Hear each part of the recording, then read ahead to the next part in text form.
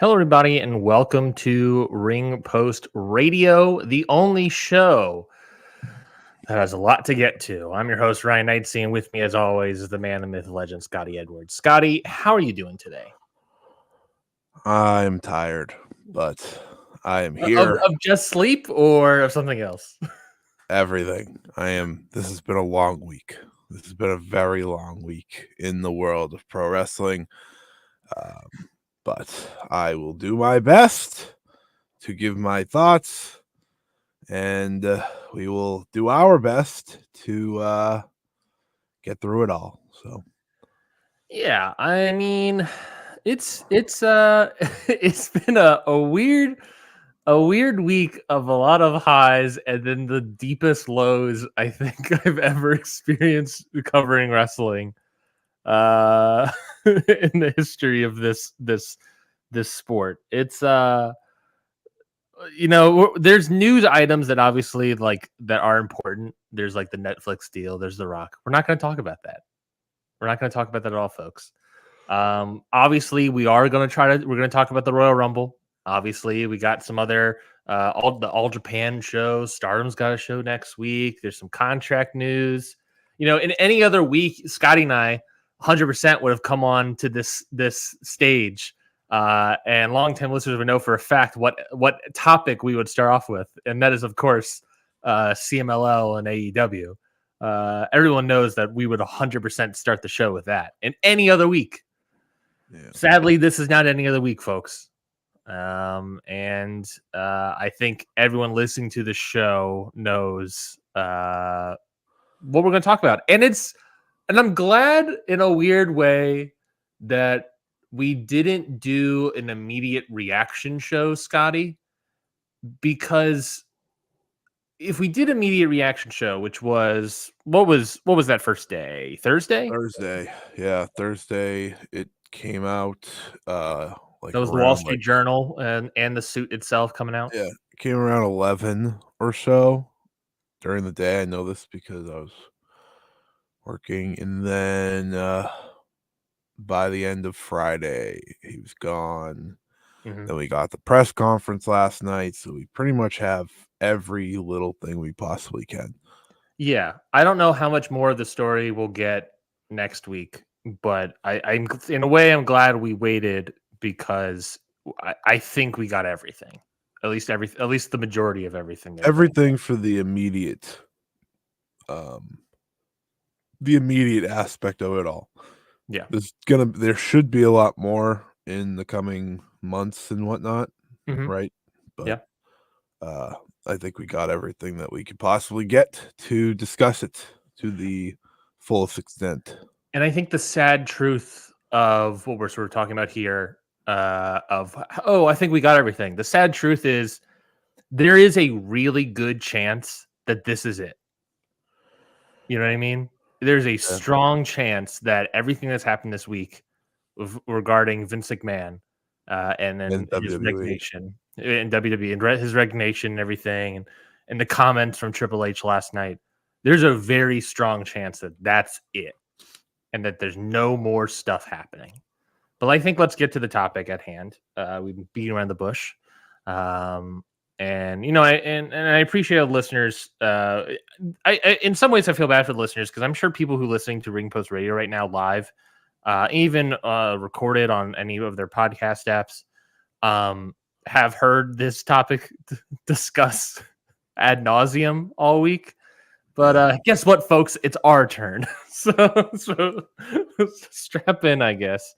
Vince McMahon, Wall Street Journal puts out an article 11 a.m.-ish Thursday morning regarding Vince McMahon and WWE and how there is a lawsuit against Vince McMahon, John Laurinaitis, and WWE regarding sex trafficking, sexual abuse, rape, and I guess not conspiracy. That's not the word. I'm trying to remember what the word was, but basically the idea of like intent to cover up, all this stuff, all the, sexual abuse, regarding everything, regarding a Miss Grant. It is a really tough read. of the Wall Street Journal article. And then, of course, there's a 67-page lawsuit as well that is extremely readable online.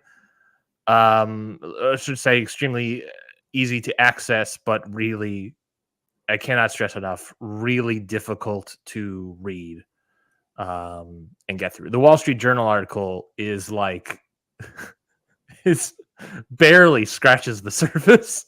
And even that, it's a tough read. Since then, TKO, Vince McMahon's lawyers, and various people put out various statements, but it all resulted in once Slim Jim, of all people, stepped down from advertising, at least threatened to pause their advertising. Once that happened, Vince McMahon officially sent in his resignation. He's officially gone from WWE in all facets. I know if you're wondering, hey, is there a way for Vince to get back in like he did last time? No, actually, there isn't. He doesn't have any position at all anymore in TKO. John Laurinaitis, another man named in the suit, already fired from the company, so that doesn't really affect anything here for WWE and TKO. Whereas WWE is still named as part of the suit, so they still have those troubles ahead. But yes, Vince McMahon officially resigned late Friday, officially gone from WWE and TKO in its entirety. And then since then, we then got some comments from Paul Levesque, Vince McMahon, the chief creative officer or whatever, and Vince McMahon's son-in-law, some comments regarding, which of course we'll get to. But Scotty, I sort of just walked through everything, and I got more stuff that we can walk through and whatnot. But just, I obviously you joked around saying that you're tired of the week, along with being sleepy. But what is your sort of, talk me through the roller coaster of emotions that you probably had this week regarding all of the Vince McMahon allegations? Vince McMahon is a vile piece of human garbage, and that wasn't an emotion that changed much from the moment I read that Wall Street Journal article. It only got worse and worse and worse, and my opinion of him only got worse and worse and worse and worse as I read the lawsuit from front to back. It is, without a doubt, maybe the toughest thing I have ever read in my life. And the fact that this was able to happen in the biggest professional wrestling company in the world is disgusting. And the other fact is that there's so many people involved in this that makes that entire company look truly awful and will look truly horrible for the next whoever knows how long, because there is a lot of people that are still working there in power that knew about this and just let it happen. And I listened to multiple podcasts talking about this because I think it's good to kind of hear what everyone has to say about such a topic. And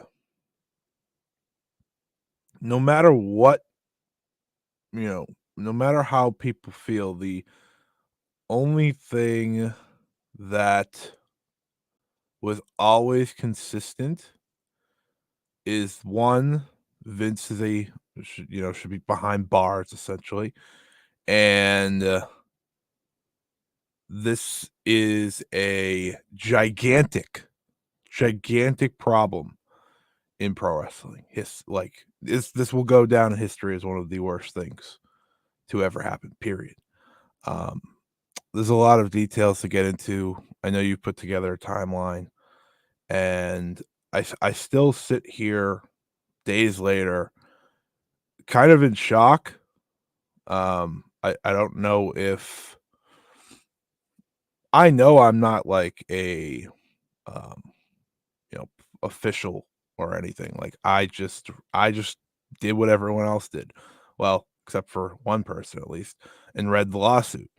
I was left I was kind of left like I don't know if this happened to anyone else, but I was left like broken in many ways. Cause like I'm reading this and I'm a male reading this. I can't imagine what a woman felt like reading this. I can't even put it into words like how awful so much of that was. And the scarier part is this is a man that was in power in this position for 40 years. What else did he do during this time?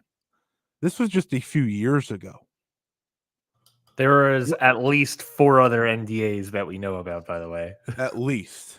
That's we don't know what the why these NDAs are signed, but based on a pattern, we can probably presume. it's just it's haunting, it's terrifying, and everyone involved needs to be fired. John Laurinaitis, Vince, you can both rot, and I will let you continue with the rest of the facts and whatnot. No, I'm glad you brought up the our perspective, and it's not lost on me that as a white male reading this sort of things, it's that it's a perspective of it's a perspective that requires empathy because white men, as we know, experience way little. And obviously, I'm adding the white part. I don't necessarily have to here in this particular instance, but I think it still applies generally. That it's a perspective that requires empathy because we experience so much less comparative to people of color or women. And I'm glad you brought that up because it is very important. I mean, I like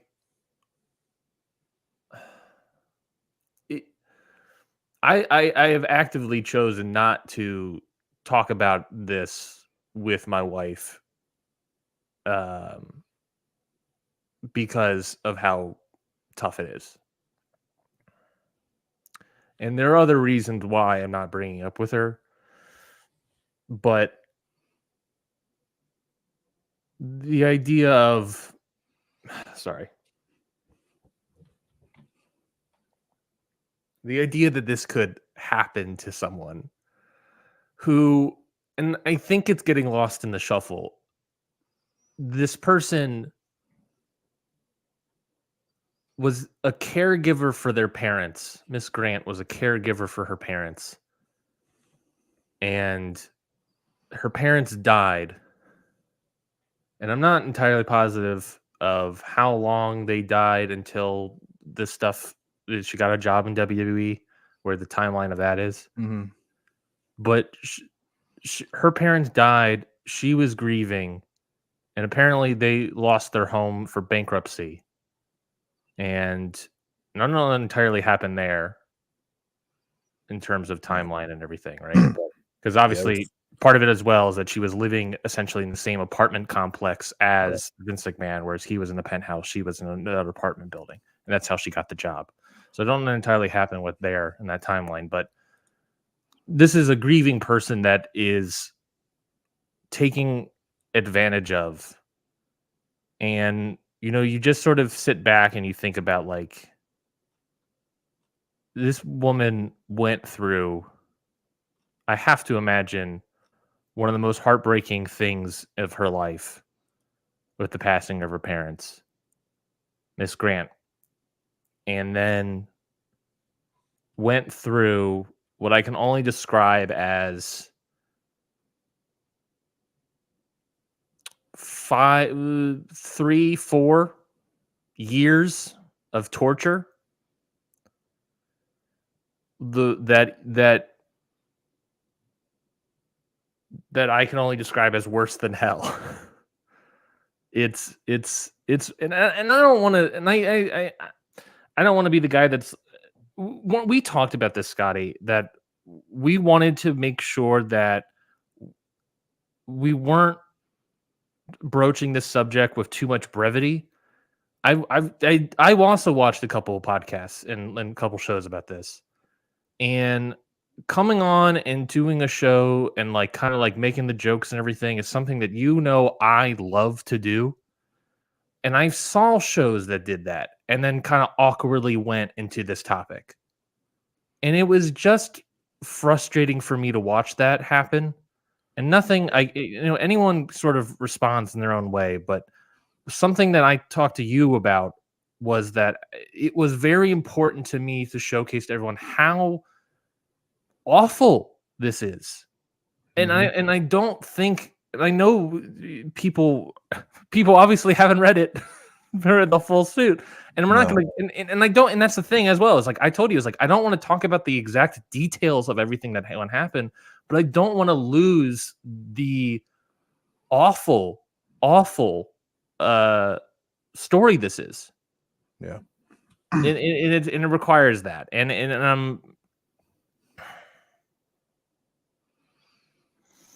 it's tough. It's tough. But I do have, like you said, I do have like a timeline of things that I gathered. Following, this is a timeline of things I gathered basically via reading various articles and reading parts of the suit. And this timeline I gathered, Scotty, is more so not of the events that took place, but rather what happened from what was the reaction within WWE. I have a timeline of basically WWE's as a company's reaction to this and how they approached it. Yeah. I also went through and wrote down every date and time period that I could find that is referenced from Miss Grant in her suit. Every point, every date and point of contact that someone had with her, to put it lightly, as contact. And then every instance of someone else seeing a photo or a video of Miss Grant. And I didn't show you the list, Scotty, and I don't know if I want to send you the list. It is just a list of names and dates. But in terms of contact, I could at least find 6+ individuals: Vince McMahon, a physical therapist; John Laurinaitis; various quote unquote recruited individuals; a unnamed person that was involved in a fecal-based issue, to put it as very lightly as I can.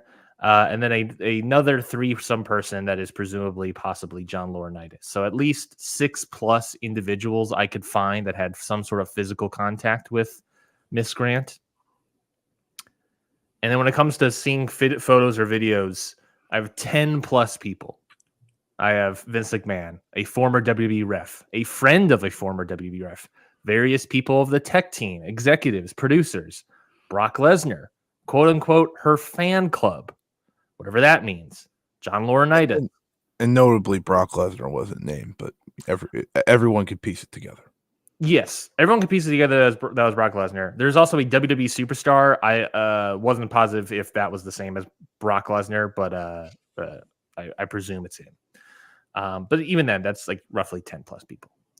And there's allegations of, and I should say that these are also all allegations. These are not necessarily facts, right? I mean, these are all allegations. It becomes facts through the proper channels of a trial. I treat everything like this as truth. And I agree. I also treat this like truth. I'm saying in terms of legal jargon, these are not necessarily facts, despite you and I believing them to be true, for the most part true. But in terms of legalities, these are allegations. But even then, you know, that's 6+ people that have had physical contact with this woman. That's over the course of 2019, 2020 to 2022. Over the course of 2-3 years. And it's worse than that. I mean, some people, I have, you know, with Vince McMahon, 1, 2, 3, 4, 5, 6, 7, 8, 9, 10, 11, 12 instances of contact name between Miss Grant and Vince McMahon in the lawsuit. John Laurinaitis, 1, 2, 3, 4, 5, 6 instances of John Laurinaitis. So one of which there's a couple things that are in here that also were confounding me. One, the schedule that was set up between Vince McMahon, a physical therapist, and John Laurinaitis. There is a interaction that happens in December of 2020 where apparently John Laurinaitis says he doesn't know her, but earlier in the suit, there's an instances of a contact between John Laurinaitis and Miss Grant in mid 2020. So that was a little weird, but it's, you know, it's awful. And then there's like the Brock stuff as well. Obviously, he's not named in the suit. He's named by the Wall Street Journal and heavily hinted at of who is going to be Brock. But I don't want to give Brock a total pass, but in some ways I'm unsure how to approach Brock. And I'll let you say something in a moment, but I'm unsure about how to approach Brock because as far as I can tell in the suit, Scotty, and you can confirm this or not for me, as far as I can tell the suit, there was no physical contact between Brock and Miss Grant. And I think that's why there was planned. Yes. But I think that's why he's not named in the suit is what I was going to say. There was planned physical contact, but there was always excuses given as to why it didn't happen. And the one thing that's really going around, the one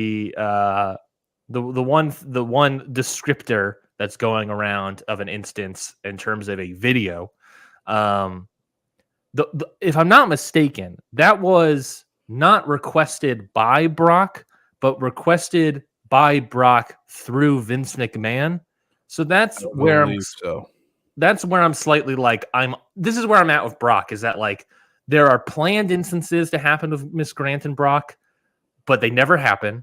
And there is a video that is the worst thing. And he's seen pictures at the very least, but this is with everybody else where Vince is like, hey, you know, all this other stuff. But there's that video request that seemingly came through Vince, and I'm unsure if it actually got to Brock. To be honest. Yeah. The Brock aspect of this is obviously difficult because one, he wasn't named, like you said.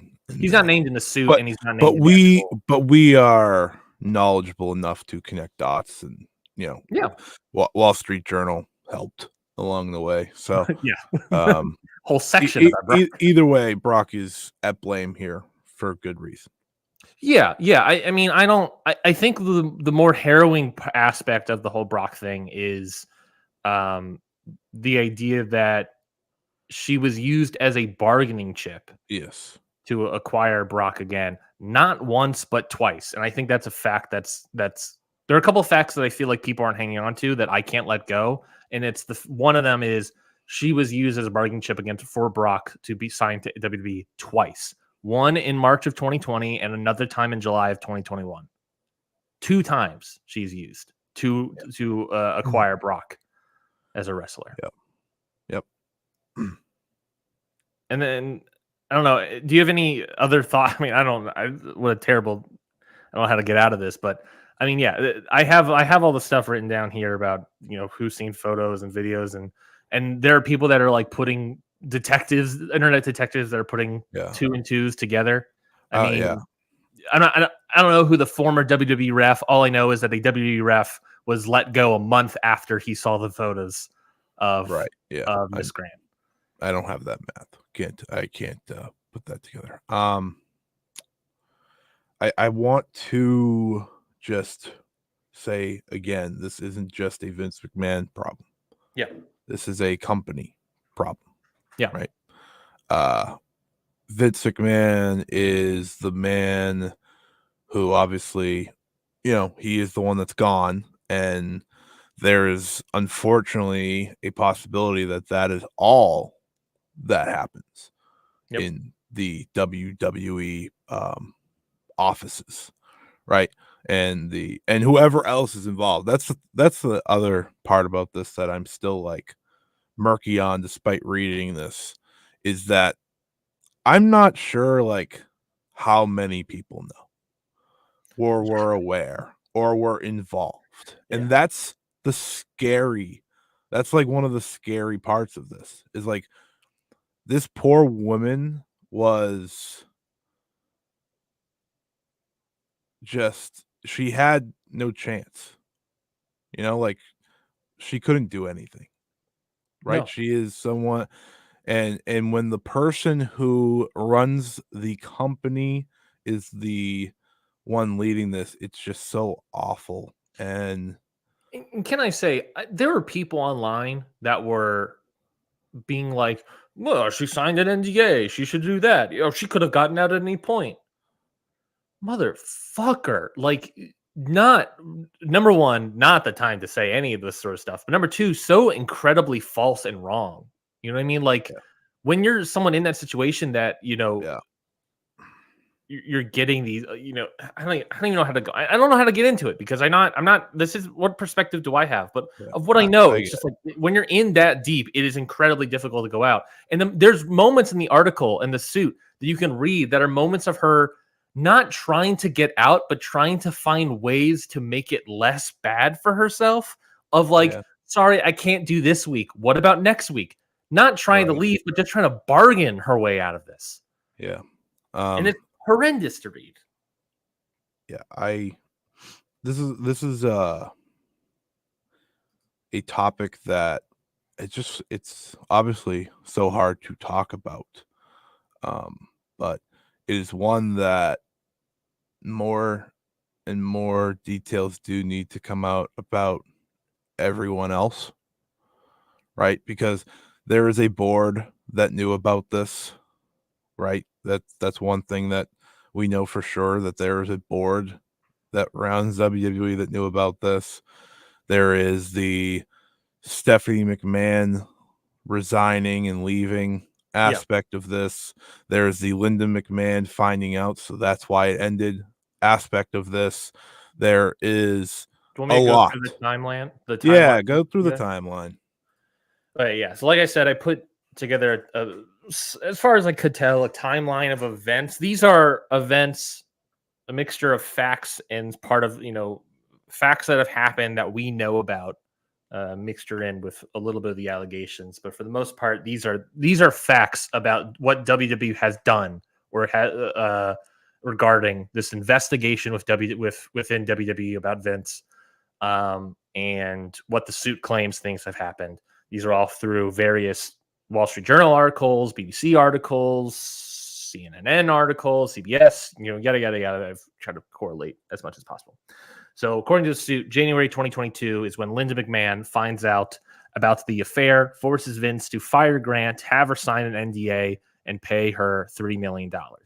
February of 2022, Vince pays her $1 million and promises to pay the other $2 million over the course of 5 years. He never does.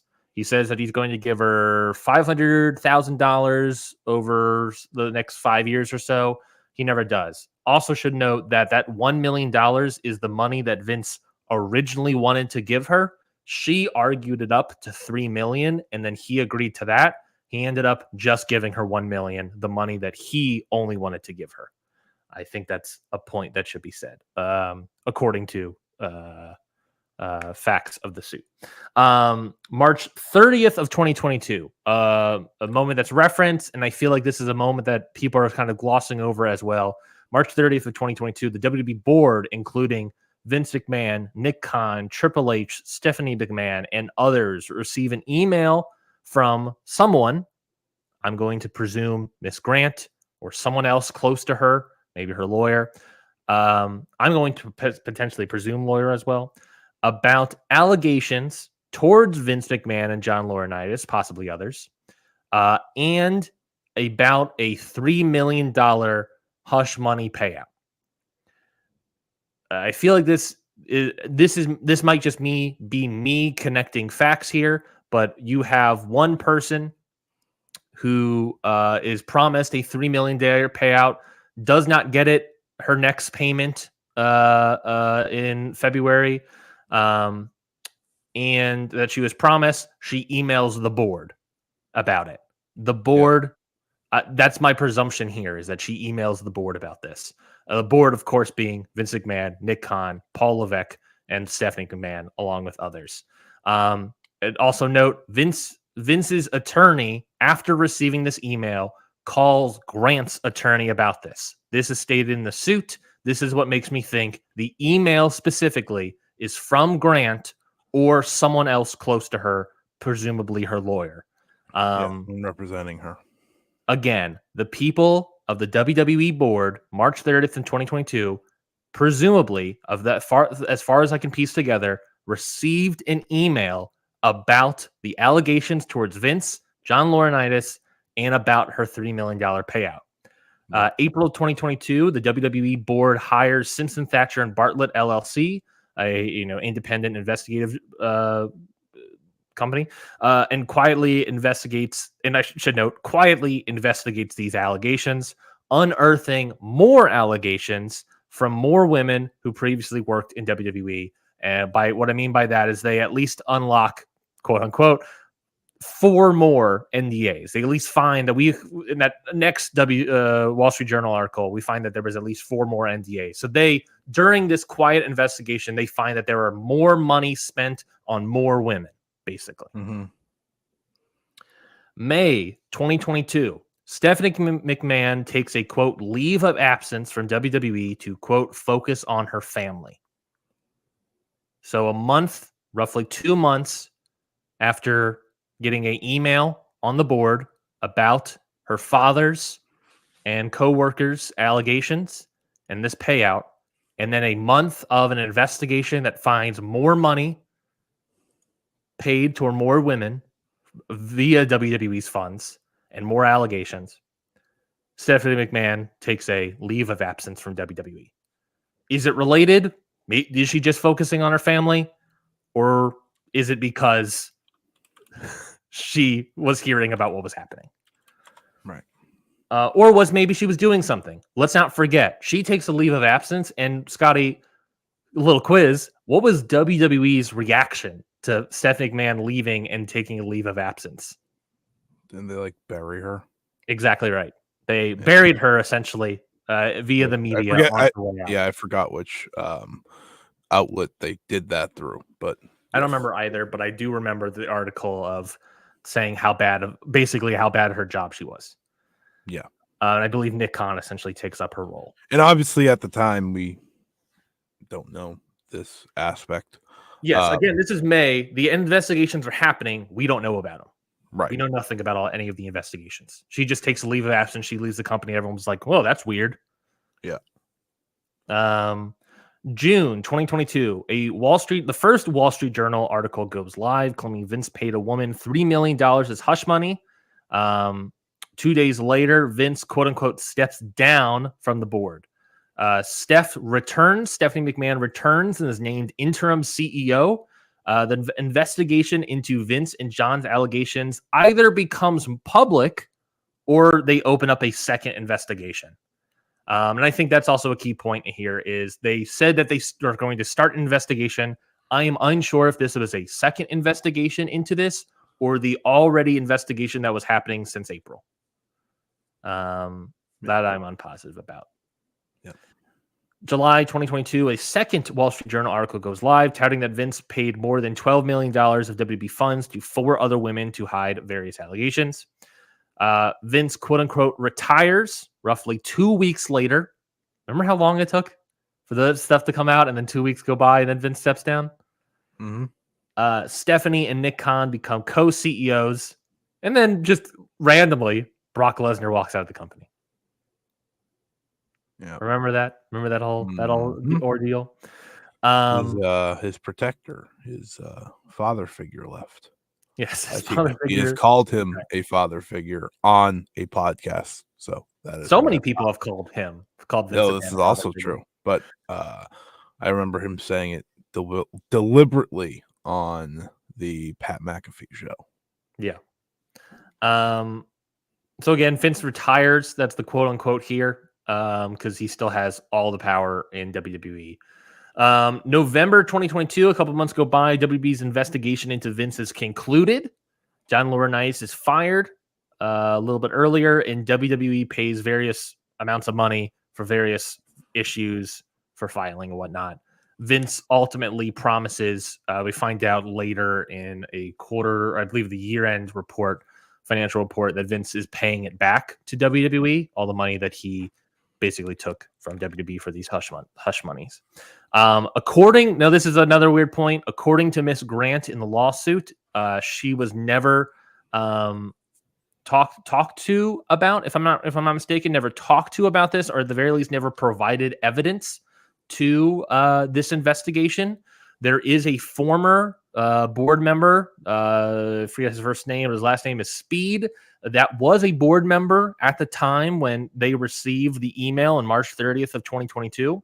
So he knows about this, was around for the investigations, everything, said that they did talk to her. So that's a little mucky of information, one side versus the other. Not entirely positive what happened there, but one side says they did talk to her. Another side says, you didn't talk to me. I didn't give any evidence for this investigation. Again, I don't know. That's another point of like, I don't know if it was a second investigation or the first investigation. You know, maybe they talked to her about the first investigation and not the second. I don't know.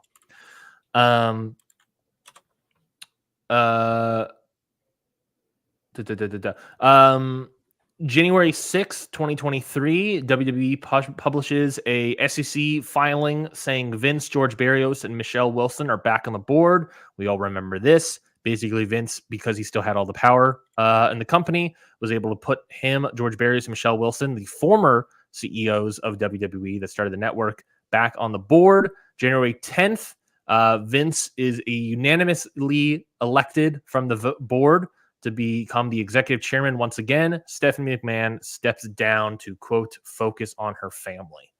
That is as much of a timeline I could put together from the various articles and everything. Scotty, what is sort of your reaction? I think this is the best facts timeline I can find to put together about WWE's cover-up, quote unquote, the allegations of WWE's cover-up. This is all the facts that kind of we know about regarding Miss Grant. What is sort of your reaction, and how do you feel like WWE's involvement in this is? There's a few things that now make sense. That's kind of my takeaway from this. The Stephanie McMahon aspect of this obviously makes sense, and she obviously probably knows or knew a lot by the time she was leaving for a second time. Obviously, she probably knew once her mother found out, and so on and so forth. And then there's the aspect of Vince coming back that I think is not interesting but important. He, along with maybe the rest of the WWE board, knew that there's always the possibility that more comes out from all this. And if they don't sell their company, it could absolutely bury the company.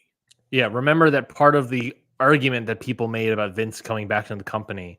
Vince made, not people, Vince. Was that he is a requirement to sell the company, and that he plans to sell the company.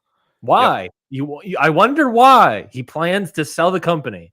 Because if WWE right now is not part of TKO, they would be in serious, serious trouble.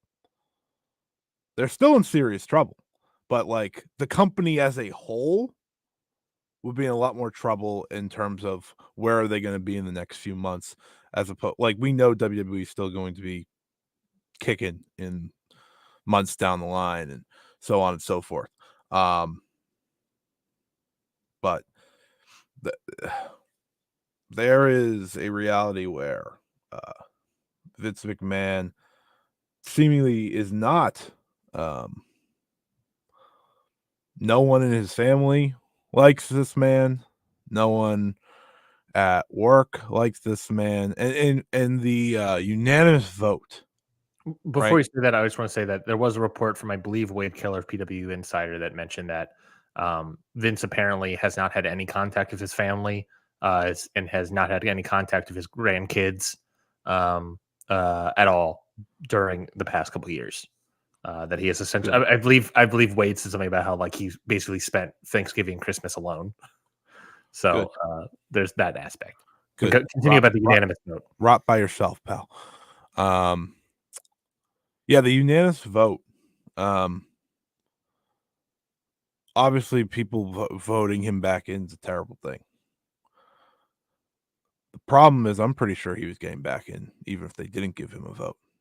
This guy, I don't. We said at the time that the unanimous vote didn't matter because Vince just basically, if Vince is on the board, if he says he had the majority of the voting power, he's in. Yes, so, the unanimous vote is arbitrary. It's just if Vince wants back in, he's in. I think it was Meltzer that talked about this. It's like it was gonna happen either way, so it was kind of like this united front of just like, okay, we take this one on the chin and so forth. I'm not saying I'm not letting the board off the hook in any way, shape, or form here. That is not what I'm saying. Because the reality is that a lot of them knew this way before any of this. So I'm not letting them off the board. I'm just bringing up that unanimous vote. But ultimately, this is a systematic problem in WWE. And a lot of people need to either be removed or speak about it. And the first chance that someone had to do that was last night after the Royal Rumble. And that was none other than Triple H, Paul Levesque, who couldn't have answered those questions worse if he tried. I have the answers in front of me if you want me to read them too. Before you do, which you should, right after I finish this point. If you are running a company or if you are in his position, right, no comment sometimes goes a long way. That's not a good answer. Yeah, but somehow it is better than what he said. No, I don't think anyone can really say that anyone was truly upset about Tony Khan saying no comment over and over again. Everyone understood why he was saying no comment over and over again. Right. No one was happy that he was saying no comment over and over again. They were bad answers, but nonetheless, it was like whatever. And I don't want to. It was like all right, sure. I do not want to compare owners and situations at all. Sure. But ultimately, it's like when your talent, a la Cody Rhodes, is answering this question better than you in every way. I ended up watching it when it was all over. Because I just wanted to see the comparisons. Because I'm watching Twitter blow up. I'm trying to watch All Japan for today's show, and I'm like, all right, I'm missing something. I'm half asleep as is. I'll watch it. You asked me about it, and I just said the long thread of anger. Let's just say Ryan was very angry, and reasonably so. But it's the mark of I didn't even read the lawsuit that I just keep reading that and reading that. I'm like, excuse me? I read the lawsuit. I don't belong to your company. I am just a person that comes on a podcast every Sunday morning and talks about it, does some bits with Ryan, and we say, see ya. Like, that is what I do. Yeah. And I read it. I don't believe for a second you didn't read that thing. Or I don't believe for a second that you don't have any involvement in any of this. That's not how you do this. That's not at all professional. I just laid out the timeline. It's completely false. His comment. So his answers, by the way, and it was Nick Hausman that asked Cody Rhodes the question about Vince, and then it was give credit to the media that did ask questions. I believe it was Seahawk as well. Seahawk from The Ringer, Brandon Thurston from WrestleNomics, and John Alba from Fightful. Does John Alba work for Fightful? I didn't realize he still worked for Fightful. I know he was there to represent Fightful. I know Sean wasn't there. Sean wasn't there. Denise was there and didn't ask. But I'm not going to. I think Alba represented Fightful. When he said Fightful, I was like, does he work for Fightful? I thought he stopped working for them. I thought he's doing his own thing. I have no idea. I don't know. I was like, I'm not gonna say anything about that, but I just thought it was weird. Basically, his answers were when asked. I believe John Alba basically asked, "Hey, what do you know when?" Paul's reaction was he wants to focus on the positives. He said, "I'm going to tell you what you think the answer is going to be." In the meanwhile, I'm sitting here like, "Oh yeah, no comment." Instead, he says he wants to focus on the positives of WWE's last week. He says he's going to do what everyone expects him to do in regards to a response. He said WWE had an amazing week and he wants to focus on the positives. When asked by Seahawk from The Ringer about what he can do to ensure the safety of your employees, he said everything possible. When asked if he read the lawsuit from Brandon Thurston from WrestleNomics, he said he did not read the lawsuit filing. He added the found out in real time. And I do want to say here, Scotty, and I hope you agree with me. And I hope the listeners out there agree with me as well. There are people online that are saying that Paul Levesque gave a no answer response. I fully disagree with that. He did not give a no answer. He did not give a no comment. Tony Khan gave no comments. He gave no answers. Triple H gave answers. His answers were, I only want to focus on the positives. I'm not talking about it, but I only want to focus on the positives. Everything possible. Everything possible is an answer. It's a shitty one that doesn't explain at all what you're talking about. And then I did not read the lawsuit. I found it in real time, which we know, as we just laid out in the timeline, he was a board member when this came up, when this email came up to the board. He was a board member at the time. He did not find this out in real time. He knew the entire time. Scotty, I don't blame Triple H for not reading the lawsuits because he knew what the lawsuit was about. Mm-hmm. Yeah, well, he's known since March of 2022 what this lawsuit is about. Mm-hmm. Yep. Does he have to read it? I think he should. Did he need to? Not really. I mean, if you're part of the company that a lawsuit's against, I think you should probably read it. That he's all but named in, by the way. That we internet detectives will put out there. He's all but named in. I don't necessarily blame him for reading it. I understand that he obviously should read it, but he's known about this entire story, presumably, since March of 2022. Finding out in real time is a straight up lie. That is not a non-answer. That's the people saying that one's a non-answer. It is not a non-answer. He said a outright lie to everyone. And it's frustrating that people are defending him still. Absolutely. Or clouding it in the non-answer because it is. He gave an answer, folks. Scotty, you were going to say something? It was, but I have lost my train of thought. My apologies.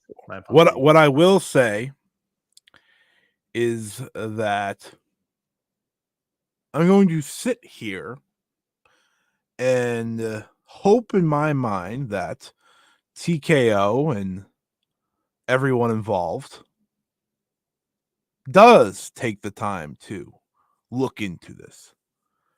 However, this is a company that also, of course, employs or owns the UFC. And I watched their head booker slap his wife on a video, and they didn't do much. Now, to be clear, completely different levels. Different levels, obviously, but both horrible. Yeah. Horrible. And my point is, I don't know what they're going to do. I'm just sitting here hoping that they are going to do a full-on investigation of this company, and I'm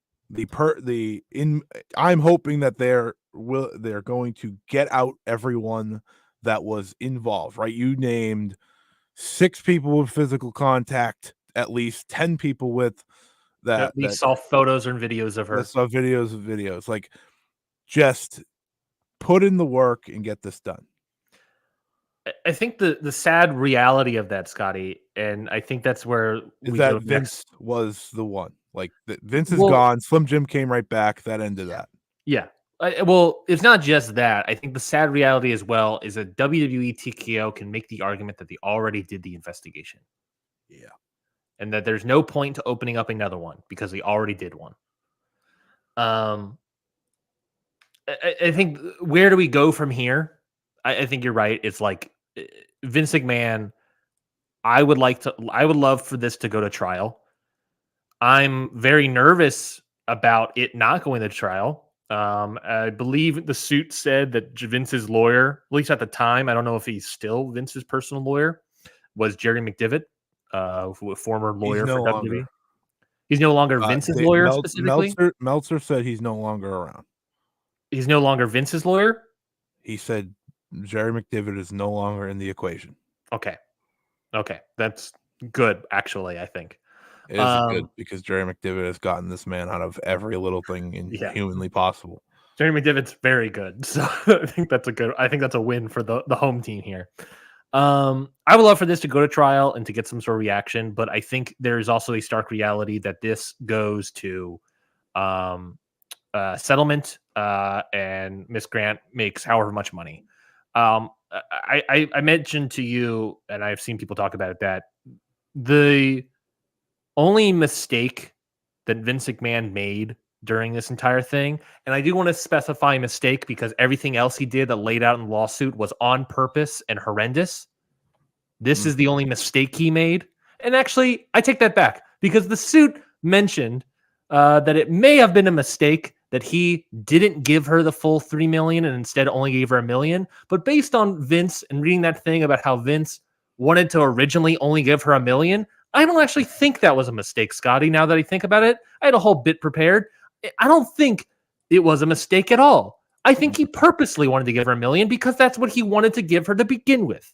So the only thing that he extremely fucked up on was a written document that said, I'm going to pay you $3 million, I guess. I don't know if it was a written document. I don't know if NDAs say that. But the fuck up here is that he promised to give her $3 million and he didn't. There is a reality where, like all the other NDAs, we don't know about this story at all. Vince McMahon is still in charge. There's a reality that because of all this, WWE is not sold to Endeavor, right? Yeah. There's a reality that if Miss Grant just got her $3 million, that she would have just, like all the other women, stayed quiet because she got her hush money, and hush money did the job. I would like to live. What's that? And she signed an NDA. And she signed an NDA. The $3 million were honored, so she's going to honor. That wasn't broken, right? Yes, and it wasn't broken because part of her argument is the NDA was broken because she didn't get all of her money. So there is an idea that this just goes to settlement and she just gets money. And there's an idea that if she just got the money to begin with, we would not know anything. Vince would still be in power, in charge of creative, and WWE might not even be sold to Endeavor. However, and I said this to you, Scotty, that if you believe in any sort of God or being out there or karma or fate, if you believe in any of these sort of things, then it is God playing a hand and making sure Vince didn't pay her so that we know about all this stuff. Obviously, Vince has a history of this sort of stuff. We have the Ring Boy scandal. We have Rita Chatterton. We have X, Y, and Z of various scandals with Vince McMahon. But there's a reality that if Vince just paid this woman off completely, like he promised he was going to, that we wouldn't have known about all of this stuff presently, and we would not have read this lawsuit. And despite how awful of a lawsuit this is, Scotty, it is very important that this lawsuit exists. It is very important that the details of what are listed and the text messages that are shown and the number of people that are involved in this are shown. Because if this woman just got her money, then we would probably not know about any of it. And it's important that we do. And we wouldn't be having this conversation today if we didn't know about it. And it's better, despite how awful this is, folks, it is better for all of us as fans to know the depravity, the depths of awful culture that is in WWE. It is better for us to know this, as awful as it is. Hopefully, my hope is, I don't know what the fallout is for Vince. I don't know what the fallout is for WWE. I don't know what the fallout is for Miss Grant. But I hope as fans we understand what bed we are lying in when we watch WWE. What we are lying in when we praise Triple H and send him gift baskets from a Reddit account. What bed we're lying in with this company and where we're in. Because we all knew about the allegations about all these other people before. But reading what presumably actually happened, the depravity of all this is better for us to know. And I'm glad I know about it. And I'm glad Vince fucked up. Yeah. I don't have a lot more words, not because I have I obviously a lot of thoughts on the situation, but some of it is hard for me to put into words, but ultimately I will close with this. I'm with you. I hope that the culture and those who let this happen pay. I hope the culture in WWE can be changed for the better, because there's 40 years of awful culture under a Vince McMahon empire. And I hope that anyone who has been affected by this, as I said at the very start of the show, vile human piece of garbage, can get their comeuppance of sorts. Him just leaving isn't enough in any way, shape, or form. And I hope people know that. It's not just, oh, he can't run WWE anymore. Per Ronda Rousey, he still does. He needs to be behind bars, and that's not enough for what this man deserves to happen to him. But for now, I will move on from the topic, not because it's there's a lot of people that have talked about it. I just I think we're going to be learning more over the next couple months, at least in ways I hope so, because there's a lot that needs to be handled here. I don't want this to just stop at Vince McMahon resigning and then nothing else happens. I really, really do not want that to happen. And unfortunately, I am afraid that that is what will happen. Yeah, so, me too. I'm just going to hope that the right thing happens in a corporate structure, because there's, sadly, I'm not saying for sure, but there's always a possibility of just more things that this despicable man has done. And this is not about pro wrestling. This is about humans. This is about people. This is about life. And I am just hoping that things are it's never going to be right, because it already happened, right? All this already happened. But there's some form of justice that needs to be accomplished here. And I don't know for sure if it will, but as someone who believes that like you said, this came out for a reason, right? He fucked up for a reason. I'm just gonna stay hopeful that something right happens in terms of making him and the many others pay. Yeah. I agree with you, is that I'm unsure what's going to happen legally, financially within WWE and TKO. Sadly, I expect very little, and that's the problem. I know. And I think that is kind of where I was getting at, is that I think that's the only justice that can really, well, there's a lot of justice that can be served, but the only justice that we as fans, we as critics, as reviewers, whatnot, the only justice that we have a part in is how we question and Yeah. ask and talk about this stuff, and ask the other people involved, like Paul Levesque, like Nick Khan, like name X, Y, and Z board member. We have to continue that, and that's the justice that we can figure out, and that's why I'm praising also the reporters that asked the question and continue to ask questions. The people that didn't, uh, it's so frustrating that people didn't. It's so very frustrating that there were people in that room that asked him, is modern day WWE better than the Attitude Era? Is that the most prevalent question that you could ask? And I think all those people that didn't ask the question, or at the very least ask questions that are so softball that even a baby could hit, and hit a home run. I think that You don't know what home runs I were hitting back in my day. Just saying. Trying to lighten the mood here. No, I appreciate it.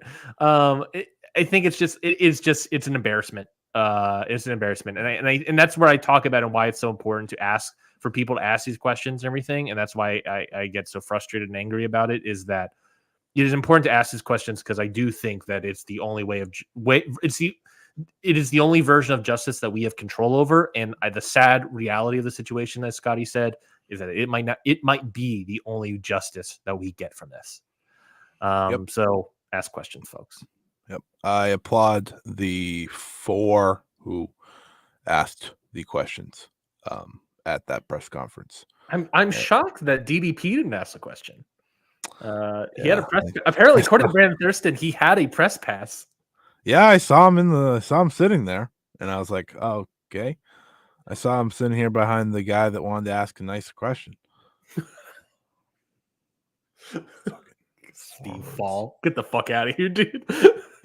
Fucking idiot. Let's talk about the Royal Rumble now. Can we separate the Royal Rumble a little bit? Can we sure. do a little bit talk about All Japan Professional Wrestling. Well, I was going to do some news bits. All right, we can do news bits. I don't know. You're the one that runs this. I'm just looking at the title for. That's fair. That's fair. So news bits real quickly. Some contract news bits we'll talk about first. Number 1 is Kazuchika Okada and Mercedes Moné. Obviously, Kazuchika Okada and Moné did not show up at the Royal Rumble last night. Money. Obviously, she did not show up at the Royal Rumble. I feel like when watching the Women's Royal Rumble, what happened? In my mind, there was so interest and so much sweaty perspiration being formed about number 30 in the crowd, and then it was just Liv Morgan. I was like, I mean, I'm into Liv Morgan, but okay. Yeah. But it must have been me because I never thought for a second Mercedes Moné was showing up. No. So I was like, because I didn't look at Twitter at all, all day yesterday. I was out, and then I went and watched this with people, and so I didn't see anything. And I learned that there were still people really holding out hope for Mercedes to be on this show, and I was like, what? Why? That wasn't happening. But I guess I was the crazy one. It was officially said Money. in the Wrestling Observer newsletter by Dave Meltzer regarding Kazuchika Okada, Mercedes Moné. There's a quote here. The belief from AEW is that both will be starting soon. Moné will be doing acting work, but there's talk of her debut will be played up extremely big. An announcement could be soon. She has been trained to return to the ring, which is fantastic news. She rocks, by the way. I just want to I don't get to talk about Mercedes enough on here. Mm-hmm. She's awesome. I can't wait for her to come back and wrestle. I agree. For Okada, the last word was that he had not made up his mind. I know people here range from hopeful to I'd perceive as confident he'll be coming. If he was to sign, the likely arrival will be around the Greensboro show with his final New Japan date on 2/24. If it was in WWE, I could see him holding off until WrestleMania. But we do know that Tony Khan has been especially enthusiastic about 2024 between new signings and returns over the next few months. An idiot. What's that? You want me to sound like an idiot? Sure. I think Revolution 2024 has the potential to be AEW's greatest show ever. Ooh, baby, I'm into I it. think it has a chance to be the exact follow-up to All Out 2021. That'd be great. That'd be great. Yeah, Dave feels very confident that Mercedes, and I don't say but very confident because I think he understands. Dave has confidence. John Ross Sapp has been saying it for weeks upon weeks upon weeks. Mhm. People told him he was retiring once she showed up at the Rumble. There was a report from a monthly Puro or Peresu or whatever about how Okada's going to NXT, and everyone shut that down immediately. Yeah. No comment from us. But yeah, it's exciting to hear that AEW might be getting Kazuchika Okada and Mercedes Moné. I mean, if there's anywhere I want Okada to go that Mhm. isn't New Japan Pro Wrestling or in Japan, I am picking AEW. Yes. Yeah, I mean that's obvious. I I don't mean, have much of a choice here. It's two, and there is a certain fascination that I would have loved Kazuchika Okada and TNA because it would have really changed the landscape, but in no way was that a reality. like if you just think about that, though, like how many matches we getting from Okada and TNA that really like have you jumping for joy? You're telling brother? me you're not excited about Kazuchika Okada versus Brian Myers? Not even remotely. Speaking about TNA, Mustafa Ali showed up in a vignette in the most recent episode of TNA Impact Television. Presumably, that does mean that Mustafa Ali is in the company, is in TNA. He has dates set for TNA to work in the future. So yeah, the belief is that Mustafa Ali is officially total nonstop Ali. Scotty, thoughts? I just want to point out because I keep paying attention to these things. Nick Nemeth has never got a graphic that Nick Nemeth signs with TNA, and I don't think Mustafa Ali will be either. Yeah. It's interesting that they started doing those graphics and then they haven't done it for the two biggest stars that they signed. They didn't sign them. That's a great question. Ask questions. Ask questions, folks. Right, that's what we're talking about here. But either way, good get for them, and I like that they kept it secret. Mm-hmm. The only problem is they have like another month of TV in the bank or something, so it's like, all right, well, he won't be here anytime soon. I hope we get several vignettes over the next several weeks. I would hope so. I don't want them to just forget about it. Other news that maybe you forgot about that is now back in the forefront. CMLL officially announced that they are doing their part of the partnership that was previously announced between CMLL and AEW. I told you the night of when they started teasing things. I said it's gonna be AEW because we had one Mystico match and I never got to see him again. And yeah, we are going to see him again, and not just Mystico. CMLL announced that they're an AEW, I guess, as well, announced that Mystico, Mascara Dorada, Hechicero, yeah, baby, and Volador Jr. are all coming to AEW. In fact, I believe went in order of my interest level. If I'm not mistaken, they had a match that was taped at Collision last night. They'll be airing at Rampage next week, I believe. Wait, what? That was the rumor I saw going around, is that they taped a match. A Rampage match? Yes, they taped Rampage, I believe, for next week already. And I believe it was like Private Party versus Top Flight as well. And I believe a CMLL match is happening. Okay. Well, somehow no one has that. That's crazy. I saw it somewhere on Twitter, so I don't know. It could be false. I don't know. Oh, I think Dave actually talked about it. Let me look at the Observer. I think Dave has the spoilers. Davey, boy. This is the spoilers section of the show that we never get to. CMLL wrestlers, Private Party versus Top Flight confirmed for Rampage. Cool. Can't wait for Rampage, baby. This is Rampage, baby. All right. I get it. CMLL and AEW. Let's go, baby. It might not be official match was taped. It might have just been that stuff was announced for Rampage. That might have been what it was. I'll take it. Anyway, CMLL coming to AEW. Woo, woo, woo, woo, woo. I'm ready, baby. Dorada, I see that name, and you know who I'm excited about? Not Mystico, the ace of CMLL, not Mascara Dorada, the only person of two that's gotten 5 stars in CMLL, not Volador Jr., a guy I'm never really excited about. I'm seeing Hechicero, baby, and I'm screaming for the rafters. Put Hechicero and Tardos in that ring, baby. Woo! You know what's funny about Volador Jr.? He's a very good pro wrestler that does absolutely nothing for me. I know. It's not his fault. He is in that list of pro wrestlers that is like over, but I can't get into. Yeah, I mean, he has great matches from time to time with the right opponent. That hair versus hair match last year was really good.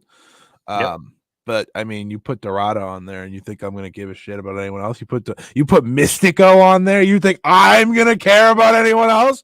Those are the guys. Mascara Dorada is, and I'm going to say it on the show, I think he is better than Vikingo.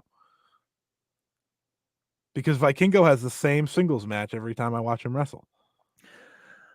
I'm going to have to think about that. If you've seen one Vikingo match, you've seen them all. I think that's fair. I think I have to think about that a lot more. I think you may be valid. The problem is I definitely have seen way more Vikingo matches than Mascara Dorada. Yeah. So I have a lot more fun watching Dorada. I wonder if it's like a volume thing of the fact that I've seen so much Vikingo over the past several years, and I'm like burned out on him. Yeah. Not fully burned out, but well, there's also this thing called charisma, and one of them has it and the other doesn't. So boom, baby. I love Dorada. I think he's gonna be the best lucha door by the end of the year. I think he 100% will be. I think you're right. Yeah, and that was all my news bits. So let's get to the Royal Rumble, baby. Whoa. Let's start off, of course, with the money. That doesn't really apply here. I had an entire bit. It was to say was not there. Never mind. I apologize for interrupting the bit. We had, starting off, the Women's Royal Rumble, of course. We, of course, saw our 30 entrants, including Jordan Grace, the TNA Women's Champion. So, like, what? Yeah. What did I miss? I don't know. But, of course, that means Moose versus Roman is imminently happening. Ultimately, Bayley was your winner of the Women's Royal Rumble, having 7 eliminations and being in there for the longest amount of time of 1 hour and 3 minutes and 3 seconds. Not the most eliminations. That goes to Nia Jax. Scotty, what were your thoughts about the Women's Royal Rumble? 1, predicted the winner. Shout out to me. 2, I actually really like the Women's Rumble. Like, really? Listen, all these matches, like Royal Rumbles, are like whatever, like wrestling wise. I don't like, who cares? But the beginning and end were very exciting, and the end mostly is what I remember, right? So pretty much from when Jade Cargill comes in to the end is just like, that's what a Royal Rumble's all about to me. Jade coming into the big reaction with her entrance music, with seemingly her music from AEW. I believe the intro was the same, but I think the music actually was different. I don't know the difference. It was close enough to me. The intro was the same, and that's the only part I remembered, so that was good enough for me. She comes in. I think the graphic was the same too. It looks pretty similar. Yeah. Bonafide superstar, like, comes in there, yeets Nia, and calls it a day. And I was like, this is how you get someone over. That's not a shot at anyone. I'm just saying this is how you get someone over. I want everyone to, so, you know, I understand. I came on this show once upon a time talking about Jade. It was like, oh, you mishandled it. That's not what I'm saying here. But this is how you debut someone the right way. It was worth waiting on her because I think she kind of fell out of sight, out of mind type thing. And once she came back, she delivered. I think Bayley was the right choice. You know, Bayley has been someone that's been there for years and loyal and put in the work and obviously carried them through the toughest time they ever will have, which was the COVID era. And yeah, she's the right choice. Oh, and Tiffany Stratton was in the final 5. I'll take that. I will take that because Tiffany Stratton rocks. She is the future of this industry, this company, all that good stuff. She had a really good showing. I just remember the end and the beginning. I thought Jordan Grace looked awesome, by the way. Yeah, she did look awesome. She freaking crushed people. I was like, there was a moment that I really loved that was really like they were meant to showcase like, oh yeah, we have people on the same level of Jordan Grace, but it was like Jordan made sure to get that little edge in there. The stalling suplex spot with Ivy Nile. Oh yeah. And it was like you can actively see Ivy Nile start struggling after a little bit, and then Jordan Grace basically is calling the spot here, and then Jordan Grace puts down one arm and then looks at Ivy and be like, all right, you ready? And Ivy's like, yeah, I'm ready. And she's like, all right, here we go. And then they do the spot. And it's like, it's just tiny little bit here of like WWE being like, oh yeah, we're the same person. And Jordan Grace. And it's like, no. Jordan is still a behemoth, didn't struggle one bit and just had it one arm at one point. Jordan Grace is awesome. And her elimination where Bianca did the freaking KOD tour on the apron, that was nasty. I like watched that. I was like, that's way more respectful of a elimination. Eliminated by a top star by a finisher on a ring apron. I was like, that's a legit way to go. Yeah, that was probably the best way someone got eliminated like the entire night. That might be. Honestly, that might be true. That might be true. I just thought like if you watch a Rumble, you want to check off a few things. You want surprises, you want a little bit of excitement, and you just you want a right winner. And for me, it got all three things. Like the wrestling was sloppy in the middle. Like in the middle of the Royal Rumbles are so brutal. Especially if like you're pouring out like people that no one care about, which both Rumbles had. This one had a lot more, but this one had also a lot more surprises. So the men's one at least had Cody at 15. That was like a good, like, all right. Good spot. Yeah. Everyone like cares about the beginning and middle when it comes to like the entrance. It's like the beginning and end, I mean. So it's like in the middle where it's just like, can you give me something? Yeah. I was standing there. I was watching the show as it unfolded with some friends, and I was just like sitting there like, all right, come on, give me a star. give me a star. Give me some recognizable music. Give me a pop, anything. That's also the problem. So much of the music now is like, I don't know any of this music. There's a video of Seth Rollins in the men's Royal Rumble watching it, and it goes 5, 4, 3, 2, 1, and he's pointing, looking, and then the music starts, and it kind of sits there like, huh? And then he sees them, and you can see him actively seeing the name and be like, oh, okay. That's awesome. I'm happy we're not alone. Yeah, my biggest takeaway from the men's as well, but especially the women's, is how shitty the WWE music is nowadays. Yeah. Because now every entrant feels like no one's over now, by the way. Again, that's why Jade's was so perfect, because they had the Storm thing, and it was like, oh, I know who this is. Yeah, it's like everyone is very generic and very similar. And I think the only ones that people really recognized were Jade, weirdly enough, Bianca Belair, Becky Lynch, got big pops and all this stuff. But so many people like the music play, stars. Stars, we should say. So many people, their music played, and it was just like nothing happened. Oh, Liv Morgan got a pretty decent reaction, but she was also a surprise return, so I'm not going to blame that. But Tegan Knox, someone that I was just like, who? Come out, getting kicked out in a minute. Like, what are we doing here? When I was saying my star bit, I was like, all right, here we go. Some stars. Here we go. 16. Let's see who the next star is. Xia Li. I was like, ooh, never mind.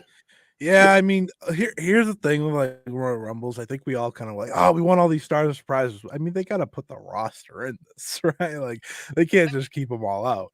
I think that's a great point. Is that like, I think not only does the music suck and it's like so unrecognizable who anyone is, and you're just sitting there waiting for like you can actively see the crowd counting down and then pausing to see who it is because they don't recognize the music. Like Katana Chance and Kaden Carter, where it was like 5, 4, 3. I was like, I don't know who that is. Yeah, I saw a double countdown. I was like, huh? I was like, well, that doesn't make any sense. A thing that I think is very prevalent to me is like this, especially the women's Royal Rumble and partly the men's as well, but especially the women's. It felt very much like I was watching Triple H's Infinity Gauntlet, where it's just like a bunch of people that like are not any sort of metric, you know? Yeah, big problem for the women's side of things is that they don't have enough stars built up. I'm not even gonna say like they don't have enough stars because like I think Ivy Nile could be great. Like I think she's cool. Tiffany Stratton's in NXT, but like if that's one of the people I'm getting excited for, it's like sure, this is your fault. This is your fault, not mine. And then you have like the Rhea Ripleys and EOs that aren't in the match, so it's like okay, you're really dwindling the stars down here. I'm okay. Like I saw some people complain about this, and maybe this is just me. I'm perfectly fine with legends not being in these. Me too. Like I rather the younger talent. Like when NXT was at its hottest, I always preferred when NXT was involved rather than legends. If you get like one legend, sure, but I don't need the entire Divas division of 2006 coming in. I think that's fair, and I agree with you completely. That's not a shot either. That's just like I prefer the Tiffany Strattons and Roxanne Perez getting their shots because Tiffany Stratton did great. I think Roxanne got thrown out by Tiffany Stratton. So yes, she did. Jade was great. Jade was a surprise, and Naomi at the beginning. And they played up the TNA Knockouts title stuff on there, which I was trying to look at that. Like, do you think people have any idea what this is? Naomi and Jordan Grace having a rivalry. What's that? Oh, well, that no. I said TNA at least helps now. Like if it was Impact, they'd be like, huh? This TNA name's like, oh, I know what that is. She was great. Jordan did great. Like Jordan was the star of the match until Jade came in. Yeah, like in terms of like moments and stuff. And then Jade absolutely ran over that, but that's okay. And even then, like Becky came in before Jade, but it's like Becky came in, nice little pop, and Bianca Belair came in as well, big pop. But it didn't feel like they were.